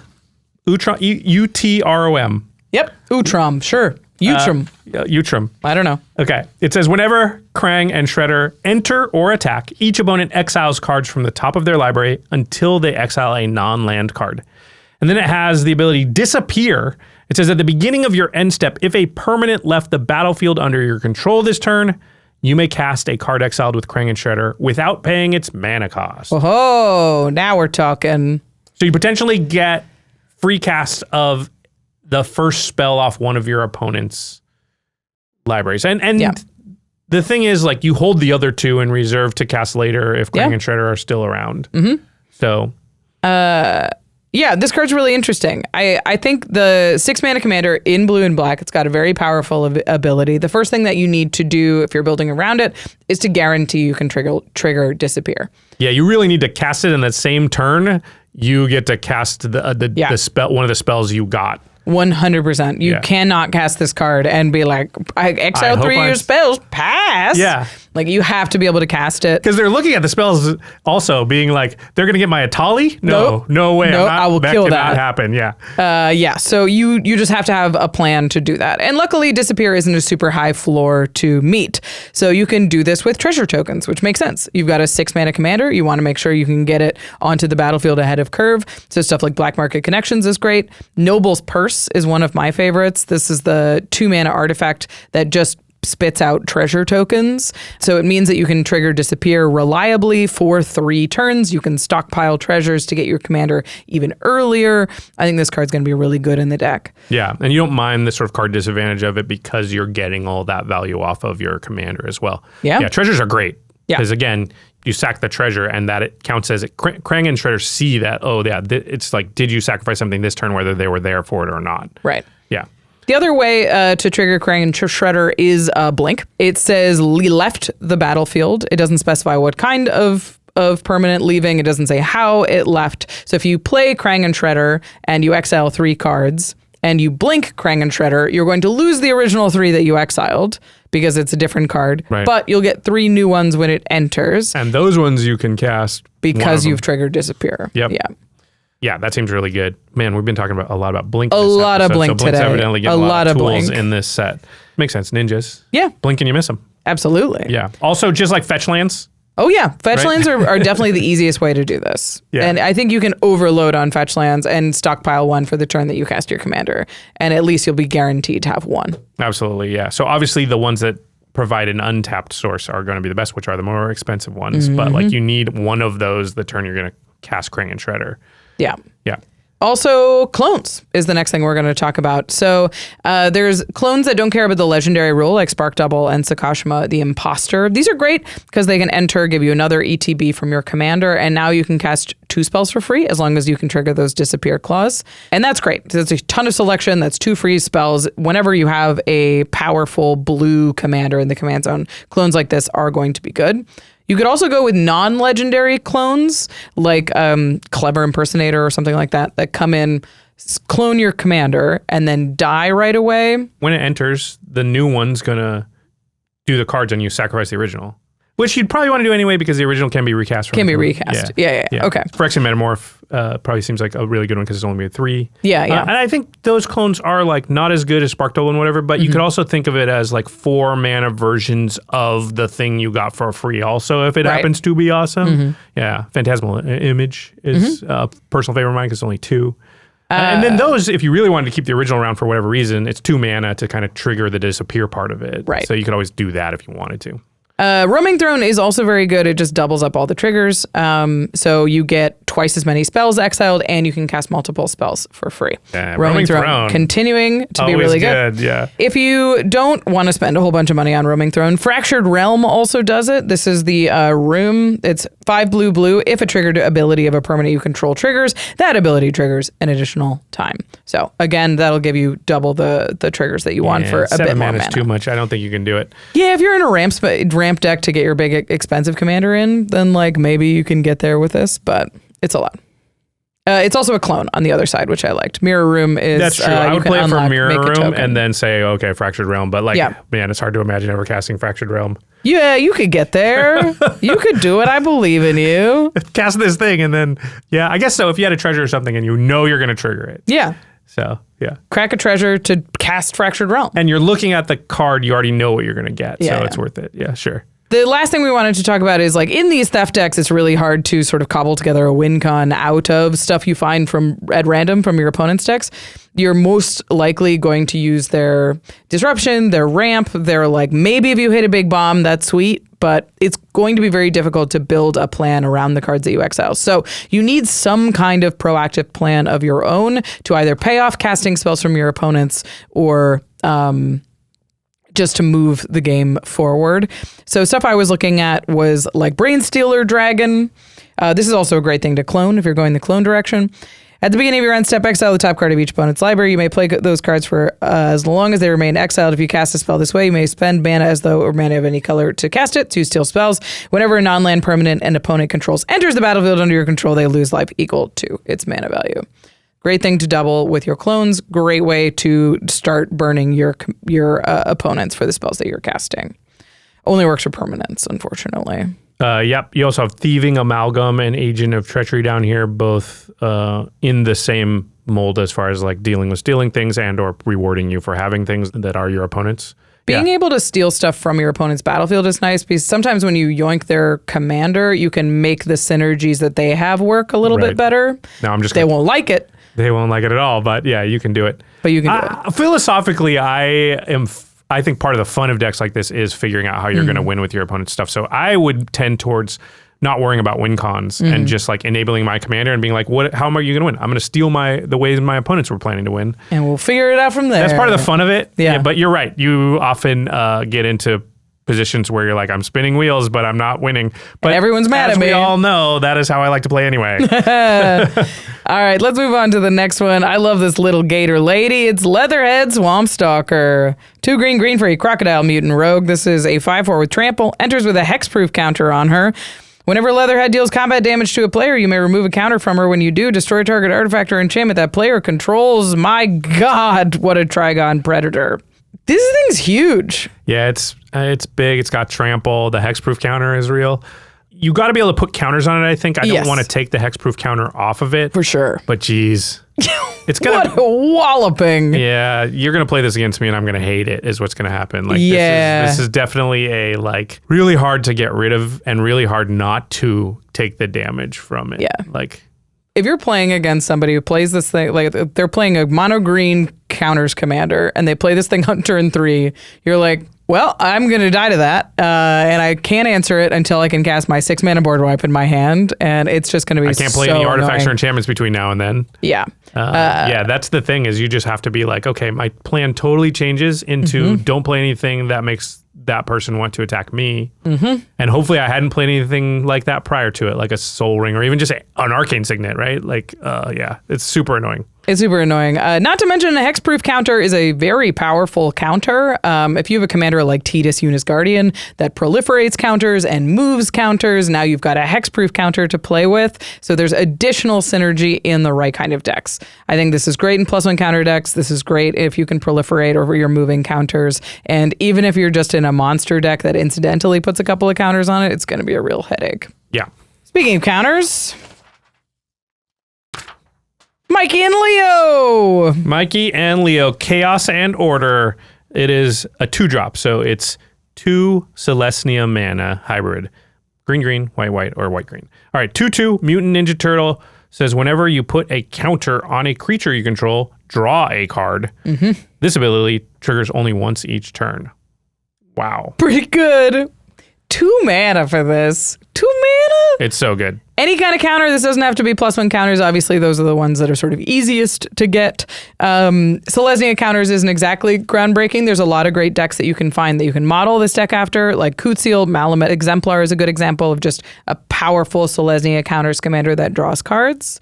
Yeah, but there's more hoops with Kutsil. That's true. Like, Mikey, this is very little hoops on a Yeah. 2-drop. I think this is a card that counters decks have wanted for a long time and just kind of hasn't been there. and there's a lot of cards that work with it really well. Yeah, anything that gives itself a counter on some sort of trigger, just like for no mana cost to you, is going to be like super good. So, you know, Forgotten Ancient, Mana Gorger, Hydra, this kind of stuff. Yeah. It can only trigger once each turn, but it'll trigger that's once each 4 turn. cards on your 2-drop. Yeah. Per rotation. Yeah. Yeah, that's pretty crazy. It's pretty absurd. I was looking for just anything that says whenever opponents, some kind of counter. Yeah. And there's a fair amount. Sunscorch Regent is a great option. Patrolling Peacemaker is the whenever your opponent crimes proliferate. Really good.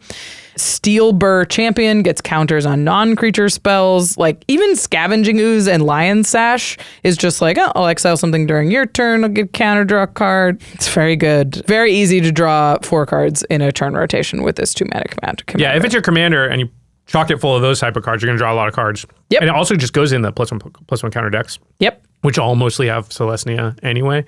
Yeah. This card's going to see a lot of play. It's just very efficient. Yes. And it's not hard to find +1 counter synergy. Obviously, we've been supporting +1 counters for a very long time. It's one of the most popular archetypes in the format. Yeah. Yeah. Proliferate effects are going to go a very long way, but also there's just a ton of different cards that are going to benefit from what you're doing already. Terra Symbiosis is a card we keep coming back to and continues to be super busted. This is the first card I thought of when I saw Mike and Leo, which is because they're in a similar mode, just like card draw reward for the counterpart. Dusk Legion Duelist is is kind of like whenever counter card. But then there's also plenty of like whenever counter mana, you know, like Gyre Sage makes a ton of mana to dump all those cards that you're drawing. Kami of Whispered Hopes gives you mana for each counter that you have. And then on top of that, there's ways to turn counter into WinCon. On top of it just being a lot of power on your battlefield, Abzan Falconer says, if counter, then flying. Right. You die. Or if you're on the back foot because your opponents think you're the threat, Envoy of the Ancestors says, if it has a counter on it, it has lifelink also, which is pretty atrocious. Yeah. I mean, +1 counter decks are kind of solved at this point. So I think this just kind of slots in as a card draw engine in any of those decks as like, yeah, is your deck centered around putting counters on stuff? Cool. This needs to go in that deck. Yep. It is no way it's not in the top 60 cards for that deck. It's probably in the top 10 cards for that deck. One that I wanted to mention, one way to build this that I don't think is super obvious is with like all the Ajani's Pride Mates. Yeah. You know, there's so many 2-drops that say whenever you gain life, put a +1 counter on this. So if you fill your deck with like Ajani's Pride Mates equivalents and Soul Warden equivalents, now you've got anytime a creature enters the battlefield, you get a counter and draw a card. Yeah. It's a really reliable engine. You're drawing a ton of cards, you're gaining a ton of life, and you have a ton of power. Yeah, on the life board. gain's been getting better and better as the format speeds up. I think the only problem with that is like you want to be able to gain life on your opponent's turns. Yeah, I mean, to Soul draw Warden extra cards. and Soul's Attendant will do that. Yeah, when your opponent's creatures come in. Yep. Right, yeah. So I think that is definitely another way that you could build this if you are interested in zeroing in a little bit, because +1 counters are, again, so wide open. Speaking of counters, let's talk about this next ooze. It's interesting. I read this. I looked at this one for a little while when we were picking Game Night's decks. It's Mutagen Man, Living Ooze. It's green, and X for a legendary Ooze Mutant. It's a 2/3 with Trample. It says, activated abilities of artifact tokens you control cost 1 less to activate. And then when Mutagen Man enters, create X mutagen tokens. And mutagen tokens are artifacts that have the ability pay 1, tap, and sacrifice this token. Put a 1/1 counter on target creature. Activate only as a sorcery. Yeah. These are the new sort of tokens from this set. Yeah. That first ability, that it's sort of training grounds your artifact tokens, but it doesn't have the clause of like it cannot reduce it below 1. So you can reduce the cost of activated abilities on artifact tokens to 0. So like blood tokens or something. Yeah. It's you can get down Mutagen to tokens, obviously. Mutagen tokens obviously down to 0.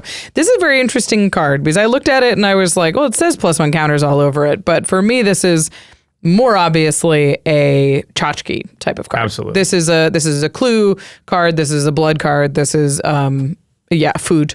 It's going to show up in a lot more decks that are interested in making a ton of rectangles than it is in +1 counter decks where counters come so cheap. You don't need to like get one. This is just a Hydra in those decks. Yeah. Right? Like because my mutagen tokens cost none to activate, but like a Hydra would just come in with like and have other and abilities. and X tokens, right? Yeah. So this just says like, okay, you can put those, and X counters, and this just says, well, it's a Hydra that comes in and allows you to put the counters in other places if you want. Yeah. That's not the exciting part. The exciting part is like it makes the tokens X part. rectangles on your board. Yeah. Cabbage Merchant was the first card I thought of when I was like thinking about it. And I think I probably would have built this deck if it had another color. Yeah. The fact that it's in mono green makes it hard as a commander to really take advantage, just because it's food's really what you're doing there. You can't really get access to blood that well in that color. Clues are like even kind of tough. Yeah. Exactly. And because it's only artifact tokens, you also can't like spark double or somehow clone it to reduce the activation of clues and food to 0. Right. So yeah, but it's got a lot going for it, and I did consider for a long time because this combination of abilities is it's neat. Yeah, it's cool, and it gets your mind going. For sure. I mean, and it can do like we should mention it can do crazy stuff. If you can get like a token copy of a basalt monolith, yes, you can reduce the activated again, cost to make you really mana. want blue to be able to make token copies of like artifacts and stuff. Yeah. So like I was like, oh, can I make a token copy of like Staff of Domination? Ooh, yeah. Because then the untap cost is free on it, right? And like that seems broken. But I was like, okay, you can't do it in a mutagen deck. Mutagen has to go in a deck, and then it's like we always talk about this, but you can't really build.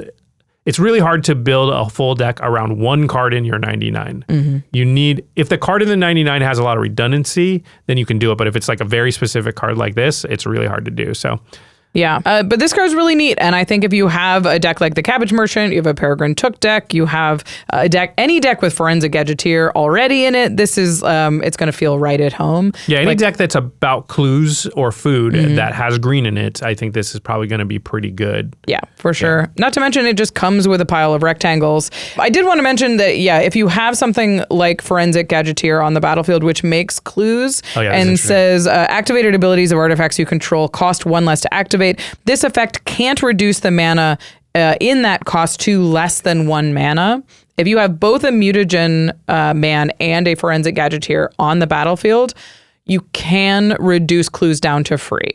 Because the there's Gadgeteer gets it to 1. It didn't bring it down to 0. And then the Mutagen Man says, I'll bring it down to 0. I got it. Yeah, I don't have that rule. Yeah, it's 601.2F. If multiple cost reductions apply, that player may apply them in any order. So it's similar to something like if Sam Loyal Attendant had that same stipulation. But you can get it down to free if you'd like. See, that's cool. Why doesn't it have blue? I know. I was literally like any other color. I can think of if it has red. It's like the Goose Mother deck is really sweet. Yeah, if it was 2 color, I 100% would have played it on game nights. Yeah. All right, let's move on to this next one. It's Northampton Farm. This is a land. It taps to add a colorless mana. It's 1 tap, exile target creature you own. 2 tap, sacrifice this land, return a creature card exiled with this land, to the battlefield under your control. Return each other creature exiled with this land to its owner's hand. So this is Endless Sands-ish, which is a desert that we've had for a little while. It's 2 to exile the creature, and it's 4 to bring all of them back. Northampton Farm brings 1 back to the battlefield, but the rest go back to your hand. Yeah, the mana cost is a lot more palatable. 1 to exile rather than 2. 2 to do its thing rather than 4. Really good with Kitsune. Yes, for sure. It definitely has a Homeward Path style writing to it. Right.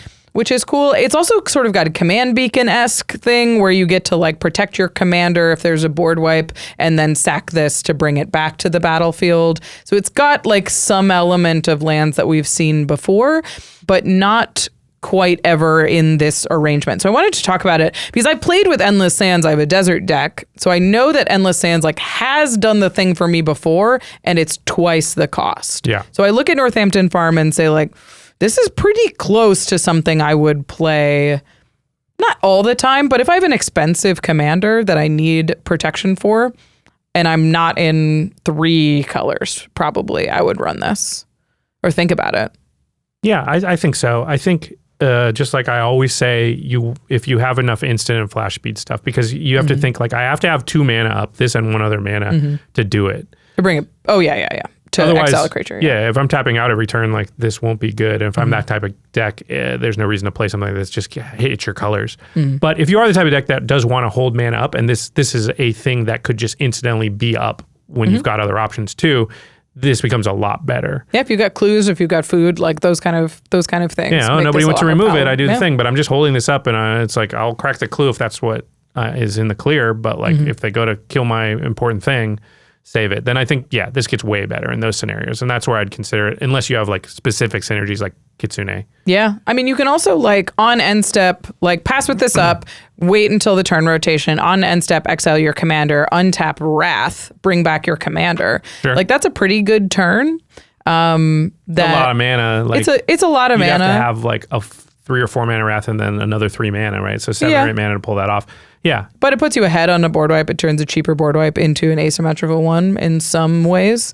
I could see play patterns where that feels like it's going to be the right thing to do. I don't think you should look at the farm as I'm going to store multiple things under here. I think that's not really how it's likely going to play.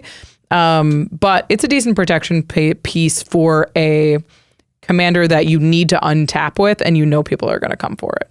Just redundant protection. It gets a little risky if you try and store multiple things under there and you don't like crack it right away, because if you, let's say you exile a creature under it and then you don't activate it and sacrifice it the next turn, if you don't at least hold up the ability to do that, somebody could destroy the land, in which case you just kind of don't get that stuff. And if you put your commander into exile, it's not moving zones when the land dies, so it's stuck in exile and it can just turn off your entire game. So that is a risky play. I think this is pretty narrow. I don't think that you probably want to run it a lot. Another place I could think of is like if you're able to untap your lands a decent amount, then all of a sudden this would get a little bit better. Like wilderness reclamation style stuff. Yeah. I wanted to pause here and just say, like, because these feel really safe because we just don't touch lands in Commander. And like, I do think people need to play Strip Mines and Ghost Quarters and stuff. I know Strip Mines kind of expensive, but like that style of card, Demolition Field, more. And we should like, single target land destruction should be fine because there are just too many powerful lands in our format, from Field of the Dead to Nykthos to Cabal Coffers to Ancient Tomb, like Gaia's Cradle if you got, those in your playgroup or whatever. And to not be able to touch those is not correct. Yeah. Like you should be able to destroy powerful lands. And so people should play those more. And in the world that they do play those more, this card gets a lot worse. It's just very risky. Yeah, I think basically every deck should have a Demolition Field in it or a Ghost Quarter, depending on your flavor. And if you're in red, you should be running Sundering Eruption for sure. This card is messed up. The one that blows up a land and replaces it, but it can also win the game because it means that nothing can block. It's a falter. We don't do it on game nights, but in my regular decks, I try to have like 2 to 3 things that could destroy a land. Yeah. Just because you will just lose a lot of games to an unchecked Cabal Coffers or something. Yeah. Mirror Form was another thing I put down, which is my favorite card from Lorwyn Eclipsed, which I think the most common usage of that is going to be to turn all your things into a land. And you really can't go to try and do that if they got a strip mine up, because you've got to target the land. Right. Yeah. So, that's a good counterplay for the Mirror Form. So that's my PSA to everybody out there. Run a little bit more targeted land removal. I won't even call it land destruction. Yeah, it's land removal. Land removal. All right, let's go to Raph and Leo, sibling rivals. This is the Boros combination. It's 1 hybrid Boros, 3 mana altogether for a 2/4. It says whenever Raph and Leo attack, if it's the first combat of the turn, untap 1 or 2 target attacking creatures. After this phase, there is an additional combat phase. So it's a cheap commander that gives an extra combat to 1 or 2 creatures.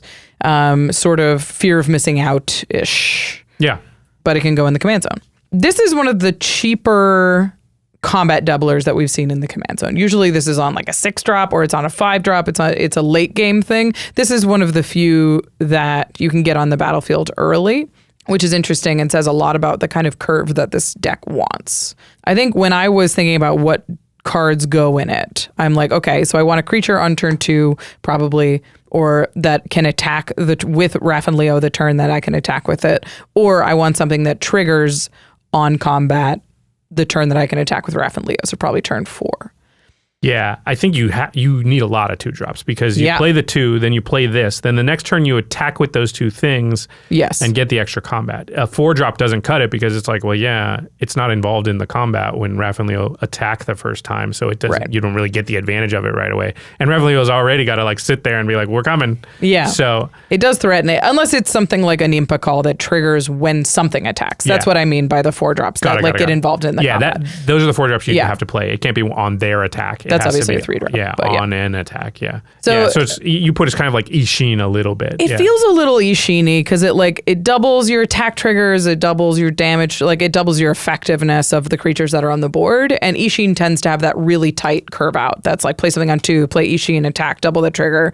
Yeah, this obviously happens a turn slower than Ishin. Yeah, it's way worse than Ishin, because with Ishin, you play it and then attack with your 2-drop, and you get double triggers right now. On turn 3, yes. And then also, if they kill Ishin, you're not 2 turns behind at that point. You redeploy Ishin, attack with the thing, get the double. But if they kill Raph and Leo, you're, okay, now I got to cast it and wait again before I get the thing off of it. So it's, Ishin's busted. Like, it's a very good card. Cool card. I don't think it's like too powerful broken. It's just like, anyway, it's not a complaint that Raph and Leo are not as good as Ishin. That's all I'm saying. Yeah, it's just, but I think it gives you the idea of the play pattern that this deck is going to look like. It's not going to quite match up to what Ishin's doing, but it does. It's a lot more open ended than Ishin is in terms of what you can include. Because you can do combat damage triggers, attack triggers at the beginning of combat triggers. All of those get doubled just as much. So I was looking at stuff like Arabella Abandoned Doll, which is a great attack trigger that cares about small things. Makes sense in a deck that wants to curve out and wants to attack early and fast. Absolutely. Ragavan, Nimble Pilferer, disgusting with this commander. If you can curve out with Ragavan, nice. Generous Plunderer is one I like a lot, and we play a fair amount just because it's a proactive 2-drop that also ramps you and has a nice attack trigger that can push that damage early. Because this is going to be I'm curving out, I'm killing you before you do stuff kind of deck. You're trying to put a lot of pressure on people in the first few turns when they're not necessarily ready for it. Yeah. You got to get out to a fast enough lead that you can kind of hold on to. Right. I think all the sort ofs are probably going to be really good in this, because you get double triggers off of them. They also help you get through, and they protect the thing as well. So Feast of Famine, obviously, so good. Insane, but it's always insane. But I think a lot of the swords, I think Fire and Ice and everything are going to be really good here too. Just 2 card draws, 4 damage, a lot harder to kill and block it now. It's also something that works really well in the curve, the swords. Yeah. Like, even if you don't have a true drop and you play a Signet on turn 2, you can still follow it up with Raph and Leo, and then the turn after that have enough to cast the sword, equip the sword, and attack and get double triggers. Yep. It fits in really well and ensures you're getting actual value out of that double combat. A cheaper one that I was looking at that doesn't require you to ramp is Strength Testing Hammer. This is whenever a equipped creature attacks, you roll a 6-sided die. That creature gets +X+0 until end of turn, where X is the result. Then, if it has the greatest power or is tied for the greatest power among creatures on the battlefield, draw a card. Nice. So it's 1 to cast, 3 to equip. And then it'll retain that bonus for the second attack and get an additional. So it kind of gets twice as much the second time. And in the early turns, it's very likely that this will be the most powerful thing on the battlefield. And so you get double boss hermit, double card draw, and you get to push a lot of damage in the early game. Yeah, that's cool. Let's move to this next section because your commander is just a 3-mana 2/4 with no evasion. You do need to make sure you have a plan to attack with it in the later game. It's even something like Reconnaissance that says like, oh, I got into a mess, I'm going to pull him out of combat. Gets your attack trigger and they don't die in combat. Yeah. Reconnaissance is great because if you have 3 or 4 things, you just attack with all of them and then they figure out you're going to get your extra combat and then nothing's in danger, right? No, they block this and this, cool, pull those out. The other thing that's nice about Reconnaissance is if you double the trigger, if you double the attack trigger or something, now your cards have Vigilance, so you can actually use that doubled trigger to untap your stuff. They only untap 2 things. Right. So if you've got 4 things, Reconnaissance would untap the other 2 to allow them to participate in that other combat. Right. Yeah. Exactly. Finally, I do think the equipment is great in this deck, especially equipment that just fits really well into this curve, like equipment that you can cast on 4, equip, and get a lot of value out of. One of the best ones I saw was Mjolnir Stormhammer. This is 4 mana. You play it. It auto-equips to a legendary creature. Then when the equipped creature attacks, you tap target creature defending player controls, put a stun counter on it, and deal damage to them equal to the number of tapped creatures they have. So tap, stun, shoot, attack again, tap, stun, shoot. Brutal. It's just like, ow! Just stop doing that. You also just put the Aether Spark. Oh, yeah. Which is, every time I see it in play, it's better. I'm just like, that card's so good. And then the next time I see it, man, it's even better than and now I'm not underrating it. It's still better. Yeah. You can't like double up the value, but you get twice as much loyalty onto it. So you like tick it up, you hit for 3, you get 3 counters on it. You do it again. And then you do it again, you get 3 more counters on it. Yeah. And that means you're in -10 range next turn. Ugh. Yeah. Which is, I think that's the thing about this. Why Sword of Feast of Fam is going to be the best card in the deck is because you got to get a lot of stuff out there to take advantage of this. And like Rachel said, you need to do that early because it will be less effective late. So Aether Spark will just turbocharge your plan. Yeah. Is this a spot for the Buster Sword? If you ramp, the Buster Sword is a huge buff. It's +3/+2 when it hits. You can cast stuff from your hand, so it just dumps stuff onto the battlefield and helps accelerate draws that you a card, draws it twice, casts 2 extra spells. Yeah. I mean, it seems like this, if it's good anywhere, it's good here. Yeah. Because what you want is speed. Your deck is trying to kill him fast. All right. If you don't want speed... Even though they're on skateboards in this... it ain't a fast card, this next one. So this is my commander for game nights. I played Raph and Mikey Troublemakers. This is 5 Gruul. That's right, I'm a Gruul girl this time. For a Mutant Ninja Turtle, it's a 7/7 with Trample and Haste. Whenever Raph and Mikey attacks, reveal cards from the top of your library until you reveal a creature card. Put that card onto the battlefield tapped and attacking, and the rest on the bottom of your library in a random order. 7 mana, big attack trigger. You're putting some haymakers onto the battlefield. Yeah, it has haste, so it's going to do this the turn you play it. And it doesn't have the sneak attack clause of sacrificing it or the Ilhard clause or anything like that. Nope. That creature is just out there on your battlefield now. Yep. This is Winota for fatties, is what I saw when I looked at it. You only get 1, but unless you double this attack trigger, but you're guaranteed to hit a creature. So the big thing that I was focusing on when I was building Raph and Mikey is you don't want any creature basically under 4 mana at all, and you probably don't want that many 4-drops. Yeah, you don't want to attack and get a Sakura Tribe Elder. No, that's not the plan. Yeah, it's 7 mana, and they ain't going to let you attack very often with this thing, so you need it to count when it does. Absolutely. So that building restriction is super real, but it makes your deck work really well once you get your commander onto the battlefield.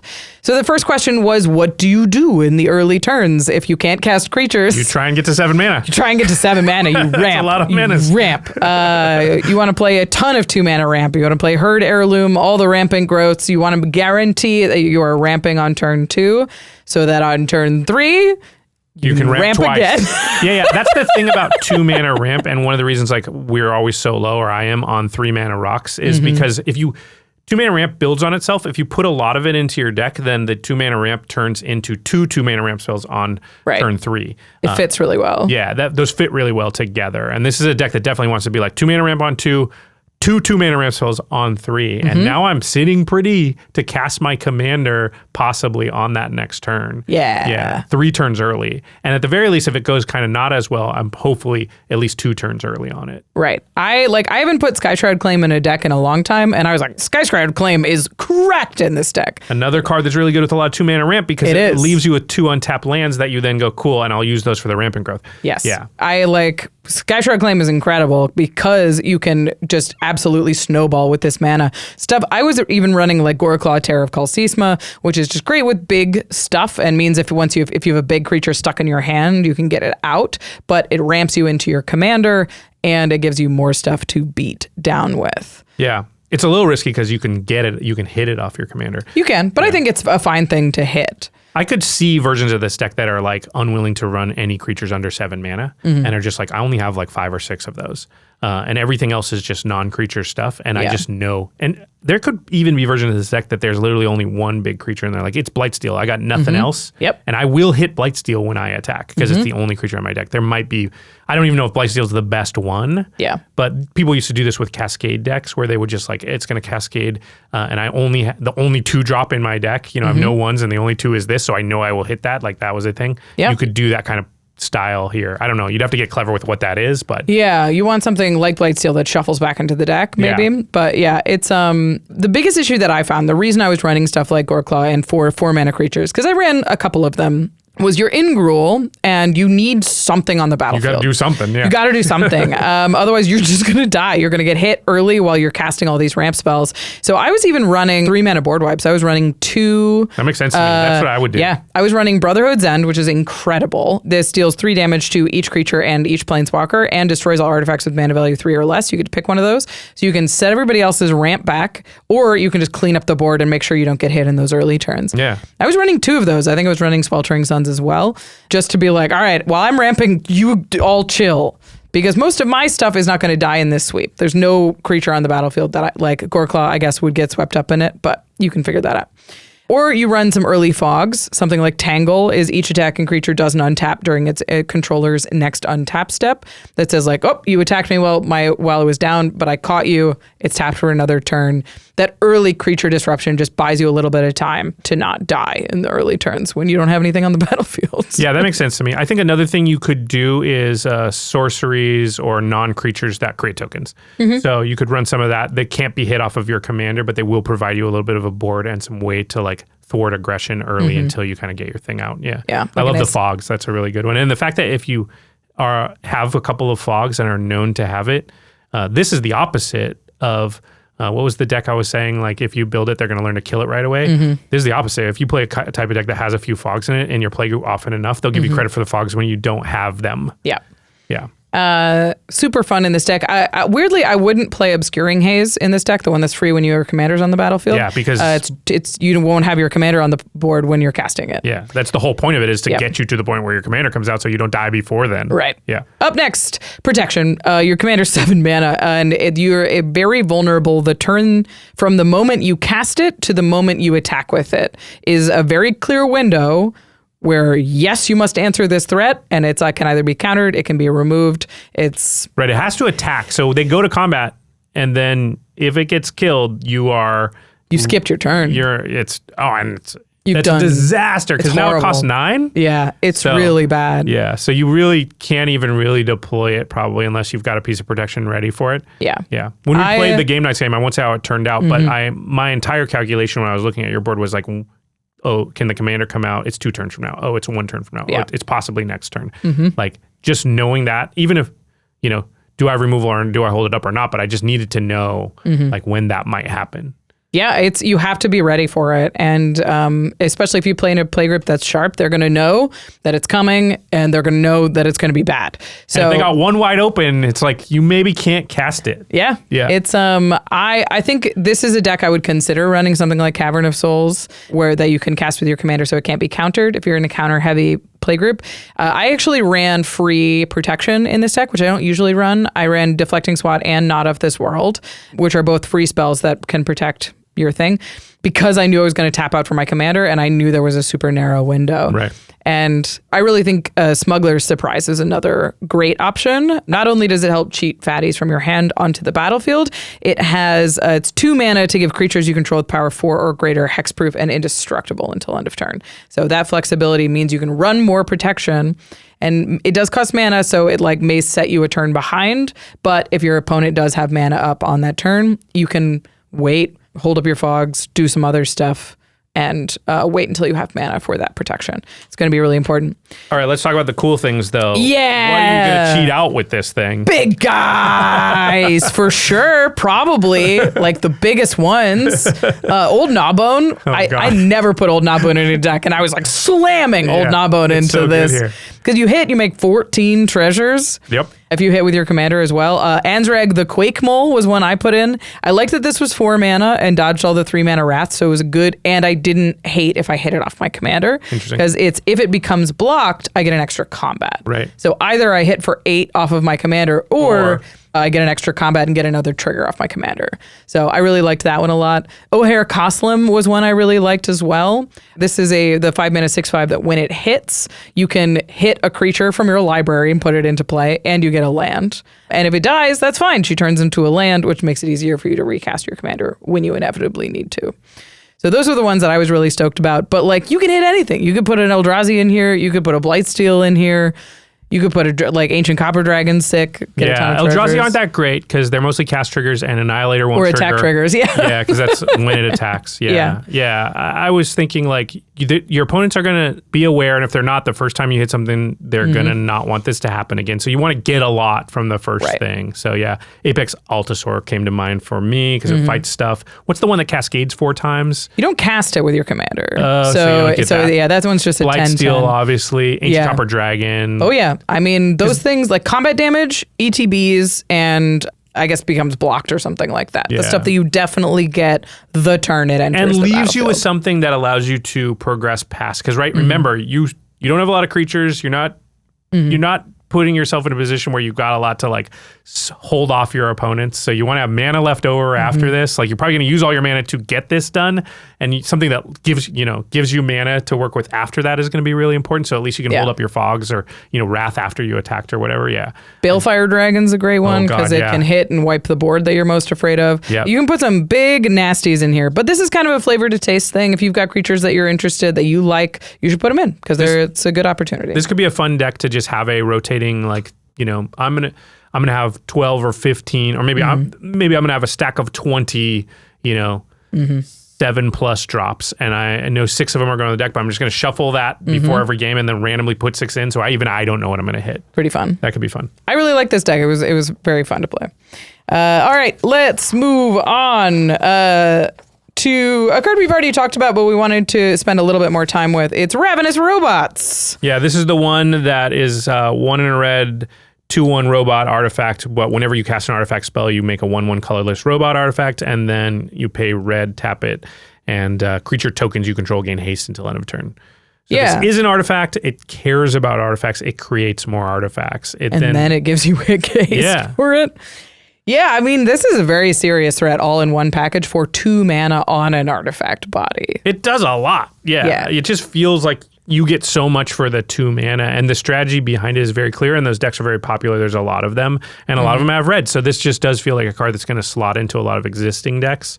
We already talked about comps, but like Psymaster, Thopterus, Saheeli, Sublime Artificer, Third Pass Iconoclast, those are all like similar, but none of those are artifacts. So in some ways, this is better. And also, I do like the haste granting thing because especially artifact decks can get into like Scrap Trawler, KCI loops, or you use the Foundry Inspector, Ethereum Sculptor type stuff to like reduce artifact casting cost to 0, and you start like doing the trickeration of like, play this, bounce this, play it again for free because all my stuff is reduced, and like just, so Mystic Forge just casting a bunch of artifacts off the top. Yeah. So it's not crazy to be like, I create 30 1/1s in a turn, and then this provides the second part that you normally don't have, which is like, okay, cool, now I tap this thing, I give them all haste, and I actually convert that into a win right now, rather than like, I hope I untap with all this go. It even has like some weird synergy where like if you're playing this copy stuff, like Saheeli can turn an artifact token into your commander, and now you can give your commander haste. Like there's some neat things that you can do, and all these cards do kind of go in the same type of deck. Yeah. So I think we'll see plenty of Ravenous Robots, and it's going to feel right at home.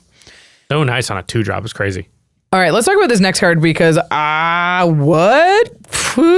Surprising no one. I like this card. Yeah, this is Renee, might be Renee, Temporal Apprentice. 3 blue for a legendary creature human wizard. It's a 4/3 with flash.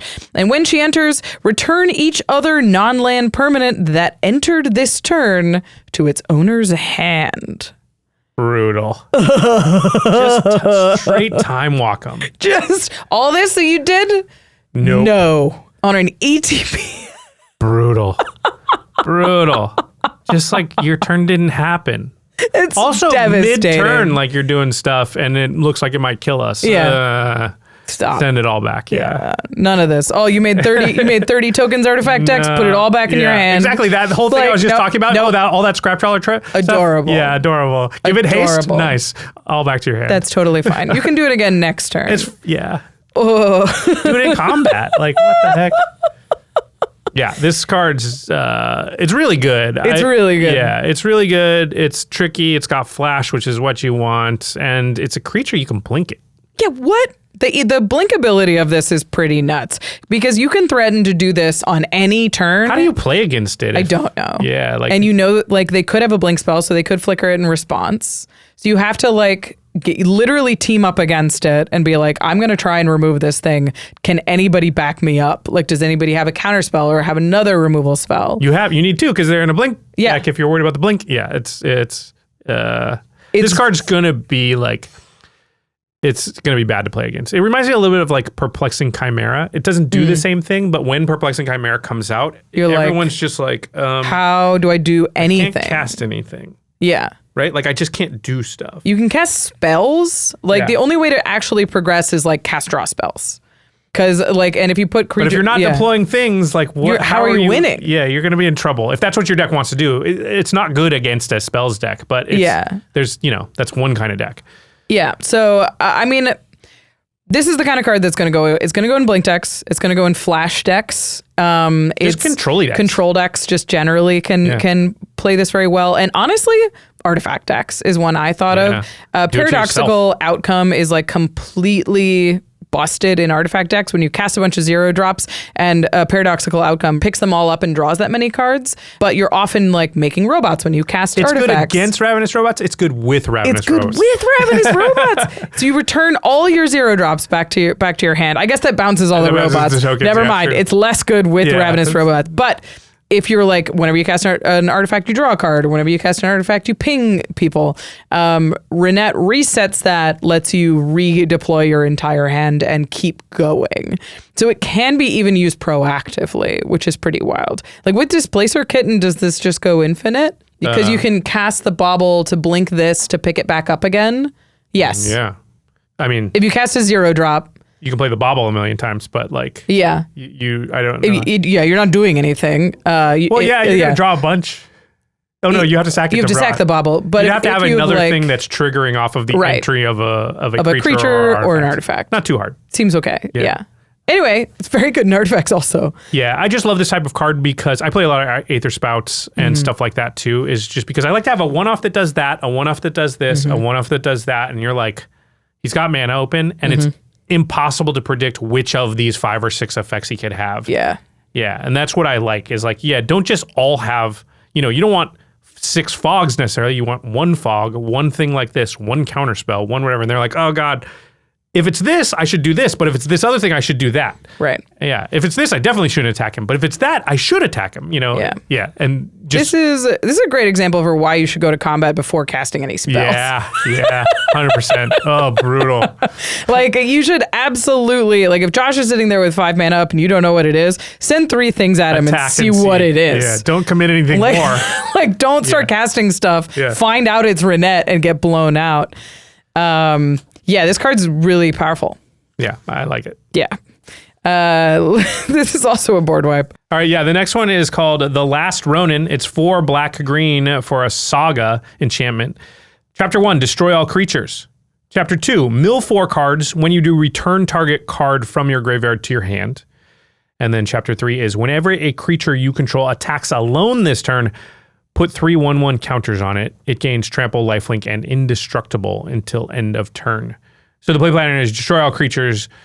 The next turn, you mill 4, but you return the good creature that got killed during your board wipe to your hand, and then you cast it.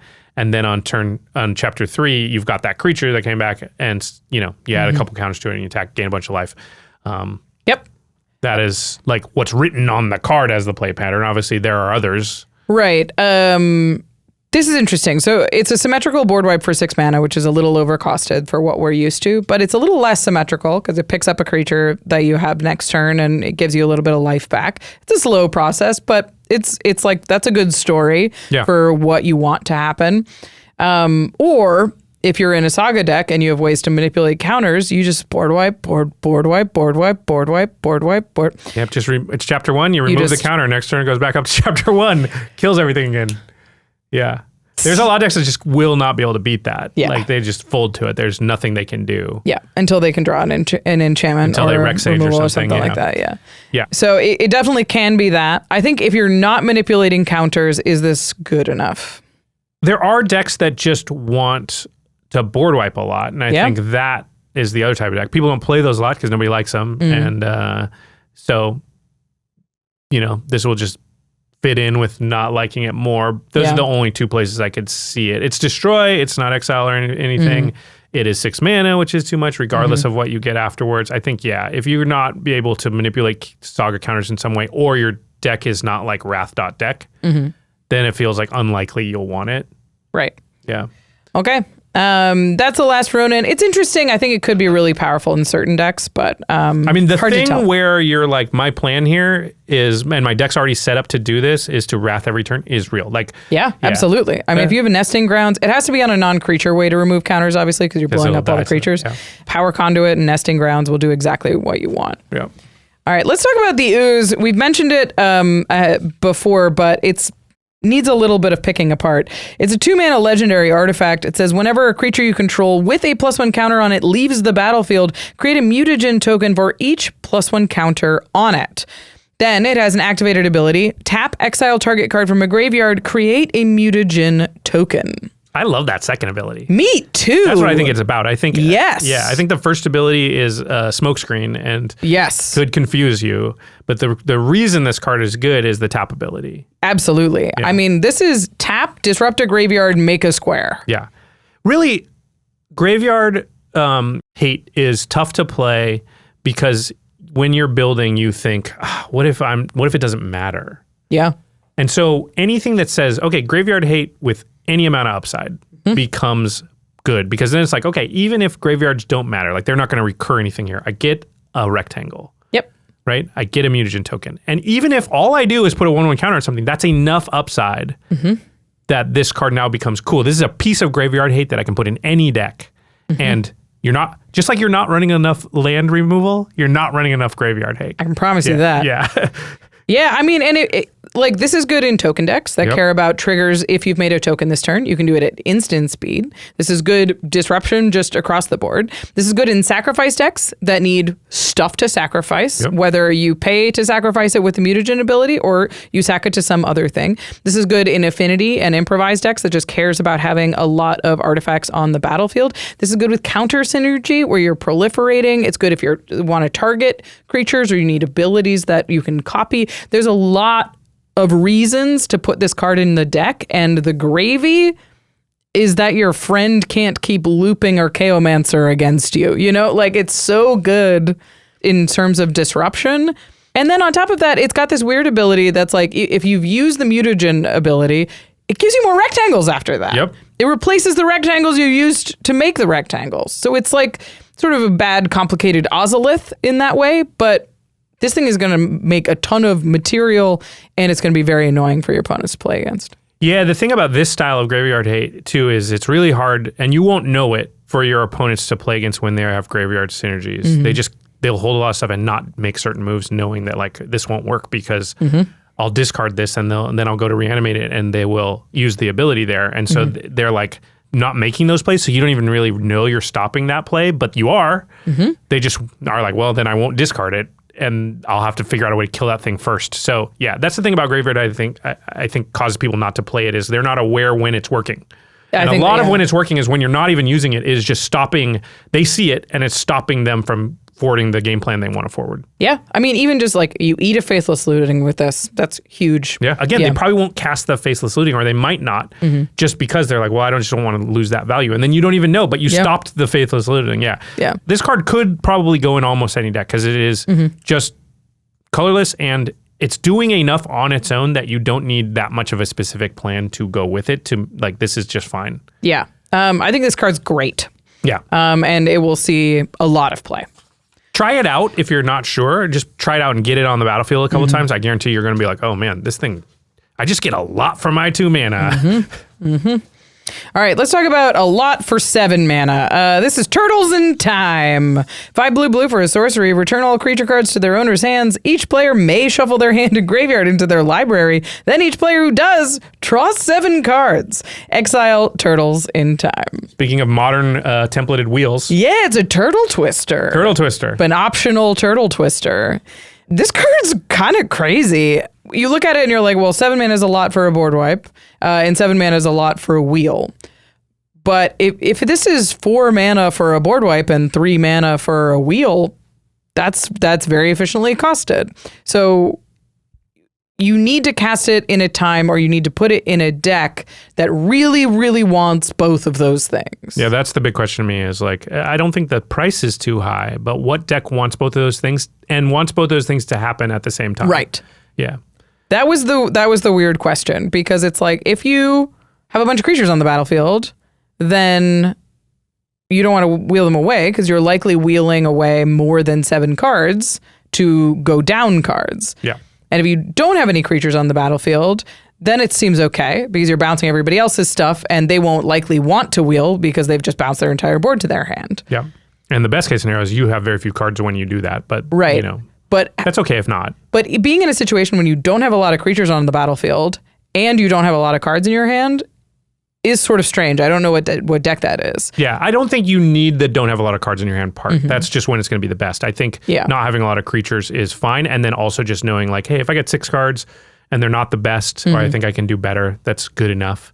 I play a lot of decks like that, right? Not a lot of creatures in them. Yeah. And this feels like it'll probably be pretty good. I think what I would want, actually, the more that I think about this, is like, I want a deck that's putting a lot of lands into play. That's what I thought, is ramp decks. Yeah, heavy land-based ramp decks. Or artifact-based. Could be artifact-based. But you tend to be more untouchable with the lands, right? Nobody's generally playing like something that's going to destroy a bunch of your lands where they will play Vandal Blast and things like that. So to be able to be like, because if you think of what this does, it's a resetting of the game in some ways, yes. Yeah. Right? But if I reset the game and everybody just goes to like, you know, obviously this is not exactly what happens, but goes to like whatever lands they've got in play and that's it, then I just want more lands than everybody else. Because if I've got 15 and everybody else has 7, that's a really good position because I'm going to be able to redeploy some of it right now, but then also double redeploy versus everybody else for the rest of this game. So yeah, that's sort of what I landed on. I think a deck that's got heavy amounts of land ramp, specifically. You could do it with artifacts. I just think that's a little more dangerous because the other players are likely to be like, cool, we got to pick away at all that stuff. Sure. And then you won't untap with it.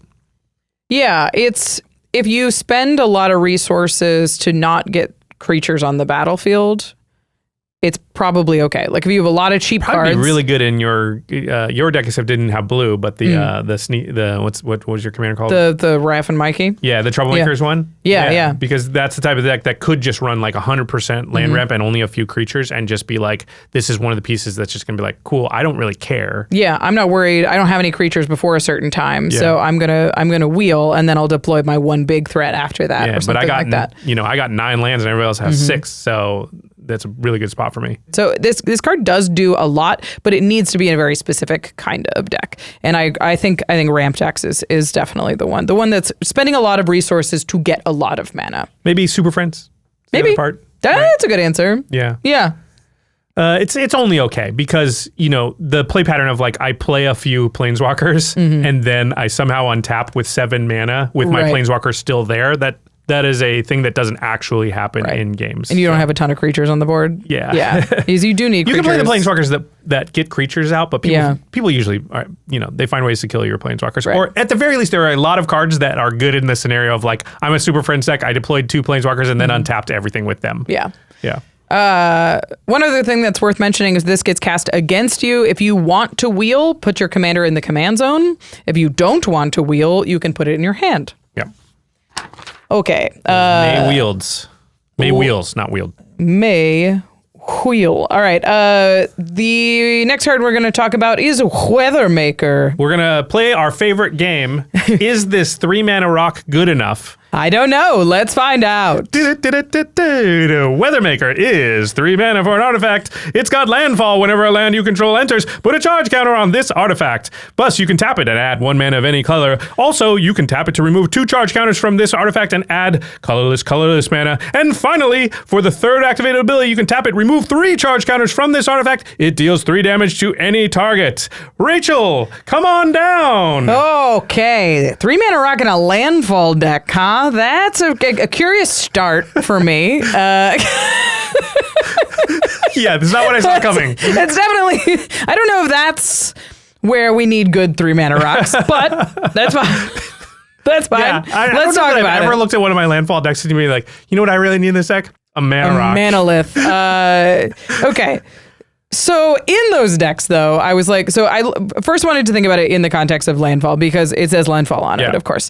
So if you get a ton of charge counters on this through landfall, this 3rd ability is honestly what I'm most interested in. Remove 3 counters, tap to lightning bolt something. Right. Because that's very interesting. If I'm in mono green landfall, if I'm in even Simic landfall, and I can reliably get 3 counters on this thing a turn and kill a Fairy Mastermind or a Professional Facebreaker or a Commander or something like that, this is a very powerful removal engine. And I'm probably not using it for mana. I have mana in lots of other ways. I just put a bunch of lands into play.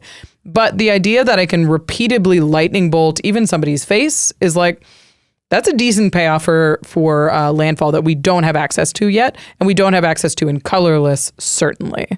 Yeah.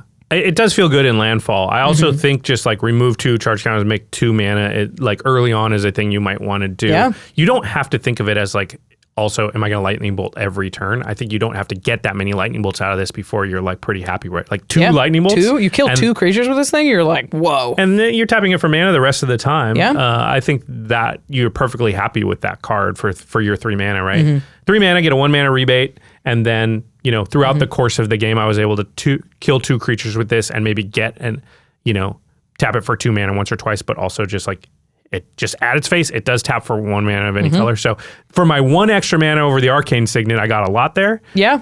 So I do think it's probably pretty good in a landfall deck. So the question for me is like, can you play this in not a landfall deck? I don't know. Because you're only going to be able to... The play pattern with 3 mana rocks is often that you have to play it on 3, because playing it on 4 is just like, then you use your 2 mana on turn 4 is a little strange.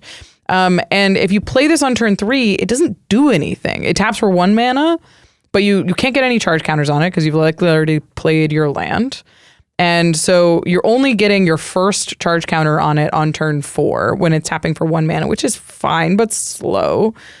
And you really want to be able to play this on turn 4, like this land counter cast a 2-drop, and then on next turn get 2 colorless out of it if you're not in a landfall deck. Yeah, you could fetch land there best. And maybe get 3. So if you have a lot of fetches, I think it probably gets a lot better because that 4th turn. Turn 4, you can cast this into a 3-drop. That's very good. Yeah, then I think you're fine with that. You're down 1 mana, but up this mana rock. You put Coalition Relic as a comp, which I think is pretty good. Yeah. Coalition Relic essentially taps for 1.5 mana per turn. This kind of feels like it'll do a similar thing. Yeah. Is Coalition Relic good enough to run in most decks these days? I think if we played the game, is this 3 mana rock good enough for Coalition Relic now? We'd probably say no most of the time. Yeah. And that feels like it's a no then in non-landfall decks for this one as well. I agree. How much does the lightning bolt change the calculation? Because that's a thing Coalition Relic just does not have access to.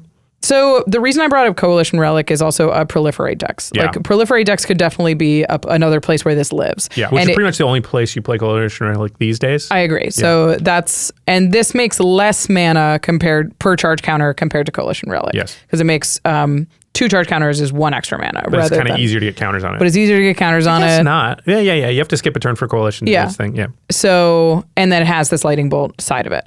So in a deck that can proliferate twice a turn or something like that, this is going to do a lot of work. This is a lot of flexibility. It can give you a ton of mana. It can give you removal. And the minimum is that it just gives you one thing and gives you a counter to proliferate, get some extra value out of it. So for me, it feels like you have to have a lot of synergy around this thing, and then it will perform very well, but it's not a 3-mana rock that I would like.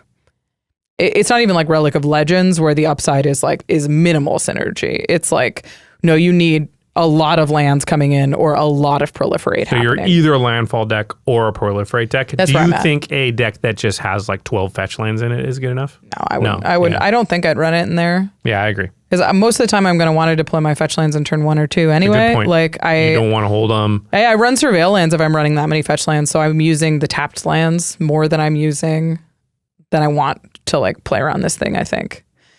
Yeah. It's interesting. I do cool like design. it. I think it's cool design. And I love that they keep having us play this game and that the answer isn't just clearly like still no. It's a They're lot starting closer. to get to, and we don't want the answer to ever be like clearly yes every time either. Yeah. So I think they're in a really nice space with how they've been designing the 3-mana rocks. It's like, Yeah. this one's good enough in these decks, and I don't think we really want 3-mana rocks. They're like, no, just good in all of them. Yep. I agree. We don't want 2-mana rocks like that either. Yeah. Guys. All right. We've got a couple of cards we're going to move through really fast because we've just seen these kind of things before, but they're worth talking about. The first one is Groundchuck Dirtbag. 4 green for an Ox Mole Mutant. It's an 8/8 with trample. Whenever you tap a land for mana, add green. It's a mana doubler. It's thick. It 8/8 is. trample is nothing. That's big. Nothing small, yeah. That's the biggest Regal Behemoth I've ever seen. It's true. It makes Regal Behemoth feel really sad, I bet. The Regal Behemoth gives you the Monarch, but you Yeah. have to defend the Monarch. Yeah. Groundchuck and Dirtbag are great. If you like mana doublers, if you like big creatures, I think you probably just run it if you want either side of those. Like I ran it in my deck with Well, most decks that want big creatures want more mana. You're right. Those things go together a lot. Go together really well. Yeah. And like the fact that this gives you 1 additional mana, like Cage Sun gives you 1 additional mana and it's just an artifact that chills, gives you an Anthem effect, I guess. Yeah. Groundchuck and Dirtbag give you a big old body. All right, let's move on to the next one. Yeah, that would be a really good hit for your deck, right? Yeah, Because right? You got it out for 0 mana, and now that turn is doubled. Yeah. Provided it lives through combat, which it's an 8/8, so it would. Probably. Yeah. All right, the next one is Michelangelo, Weirdness to 11. It's 1 and a green for a 1/1 Mutant Ninja Turtle. When Michelangelo enters, create a mutagen token, and then if 1 or more +1/+1 counters would be put on a creature you control, that many +1/+1/+2 counters are put on it instead. So it is a Hardened Scales creature that comes with a mutagen token. It's a lot of stuff for your 2 mana. I think that's just going to be good if you care about counters. Yep. If you're playing Hardened Scales, if you're playing Ozolith the Shattered Spire, I mean, Hardened Scales is just like the first include in a lot of decks. Yeah. Because you just go +1/+1 counters. Yes, Hardened Scales. You don't think about it. That's just going in. I think Michelangelo will be like that. And it's a body that like gives you a way to get counters already. Yeah, it's very good. Up next is Raphael, the Night Watcher. 2 red for a 2/3 creature with sneak. It's 1 red is his sneak cost. Attacking creatures you control have double strike. Nice. This is great with combat damage abilities. If you're playing a lot of saboteurs, if you're playing a lot of evasive creatures, this is going to be really good. I did think it was a little weird in decks with high power stuff because you're like sneaking in a much smaller creature to give your like bigger creatures double strike. I don't think that's where you want to play it because you usually don't have a lot of higher power creatures out. So I think, you're probably in the mid-range or even a bunch of smaller creatures. And it is an interesting combat trick, right? If you attack with enough things that one of them is going to be unblocked, they block a couple of things and you're like, cool, those things have double strike now. And all your blocks look a lot worse. Yeah, you would have blocked totally different. And now a bunch of stuff that you thought was going to live is going to die. Yeah. Or if you didn't block, you're just going to take a lot of damage. Wow, I haven't almost done that in a long time. Yeah, double strike tricks are super powerful. I play Blast Furnace Hellkite and get people all the time. Like that's really fun. All right, and finally, This is also a turtle, a mutant berserker turtle. Oh, I didn't even realize it's a turtle. It's Slash Reptile Rampager. 3 red for a mutant berserker turtle. 7/5. Big. Has Alliance. Whenever another creature you control enters, Slash deals 2 damage to each opponent. And then whenever Slash attacks, create a 2/2 red mutant creature token. Okay, it's Perforos for 5 mana on a 7/5. That also makes a token if somehow this survives a turn. You're going to play this. Yeah, I think this one's okay. It's so much mana. One more than Perforos, yeah. Yeah. Well, Perforos is indestructible. Yeah. Like, that's a big part of Perforos is, like, you can run it out there. It's pretty safe. This is harder to do, and it's a setup play. Like, it doesn't do anything until the next turn when you, like, trigger it in some way, which is, you know, I think that when you're calculating that, the other thing you put down was Terror of the Peaks, which obviously sees a ton of play. And I think you're weighing upside versus risk there, right? Like the risk is I don't untap with it. And then when I do, is that good enough to warrant that risk? Terror of the Peaks says, hey, listen, I can kill a lot of stuff. I'm a flyer, but also like I can point that damage anywhere. Yeah, is Slash above or below that line? Hard to tell. It does trigger itself at least when it attacks, makes it 2/2, does the thing. So it's close for me. It's interesting. I think this thing isn't going to attack very often. Don't count on that. They just, if you play this card, it's probably a lethal threat. They have to get it off the battlefield. If you can play this and make a ton of tokens for free, it's going to be really powerful. If you can play this and you've got some sort of power synergy, that's even better. But I agree. 5 is going to be a lot. And it's going to flag really scary. So if this is just a setup piece and you can't capitalize on it on the turn it enters the battlefield, you probably can't get away with it. Okay, that's it. Those are all the cards we're going to talk about. Oh my gosh. Is that all? Well, no, I don't know. There's going to be more cards coming out at some point. That's actually a good point. That is not all. There will be more Turtles cards. Yeah. In a couple of weeks, probably? I don't even know. We're so ahead of time, but... we're revealing the Teenage Mutant Ninja Turtles pre-con deck. We are. So I should know that date. What is that, like the 18th? 18th. Yeah, February 18th. So, yeah. Never mind. When I acted like I didn't know when, I actually did have that information in my brain. You absolutely had it. Yeah. Oh, man. So those are the turtles we're going to talk about right now. We hope you're excited about them. We're going to talk about the card that we think is our favorite and then the most powerful of the cards that we talked about today. Obviously, we don't know the whole set in just a few minutes. But if you're excited about this set, you can go to cardkingdom.com/command and you can pre-order this product and you can buy any of the cards that we were talking about today. If one of these commanders really floats your boat, got you excited, maybe you want to Gruul Smash, maybe you want to Esper Ninjas. Maybe you want to buy a bunch of Blink cards. Yeah. Because it feels like all these cards work with Blink, yeah. Yeah, you want to pick up a Displacer Kitten. Card Kingdom's got a ton of cards all in one spot. Don't tell them to do that. Look, I'm just saying. It is good. It's really good. Displacer Kitten with Rennet is just like... Oh my Lord. Or Renee, I don't know. I'm sorry, I'm not a Turtles gal.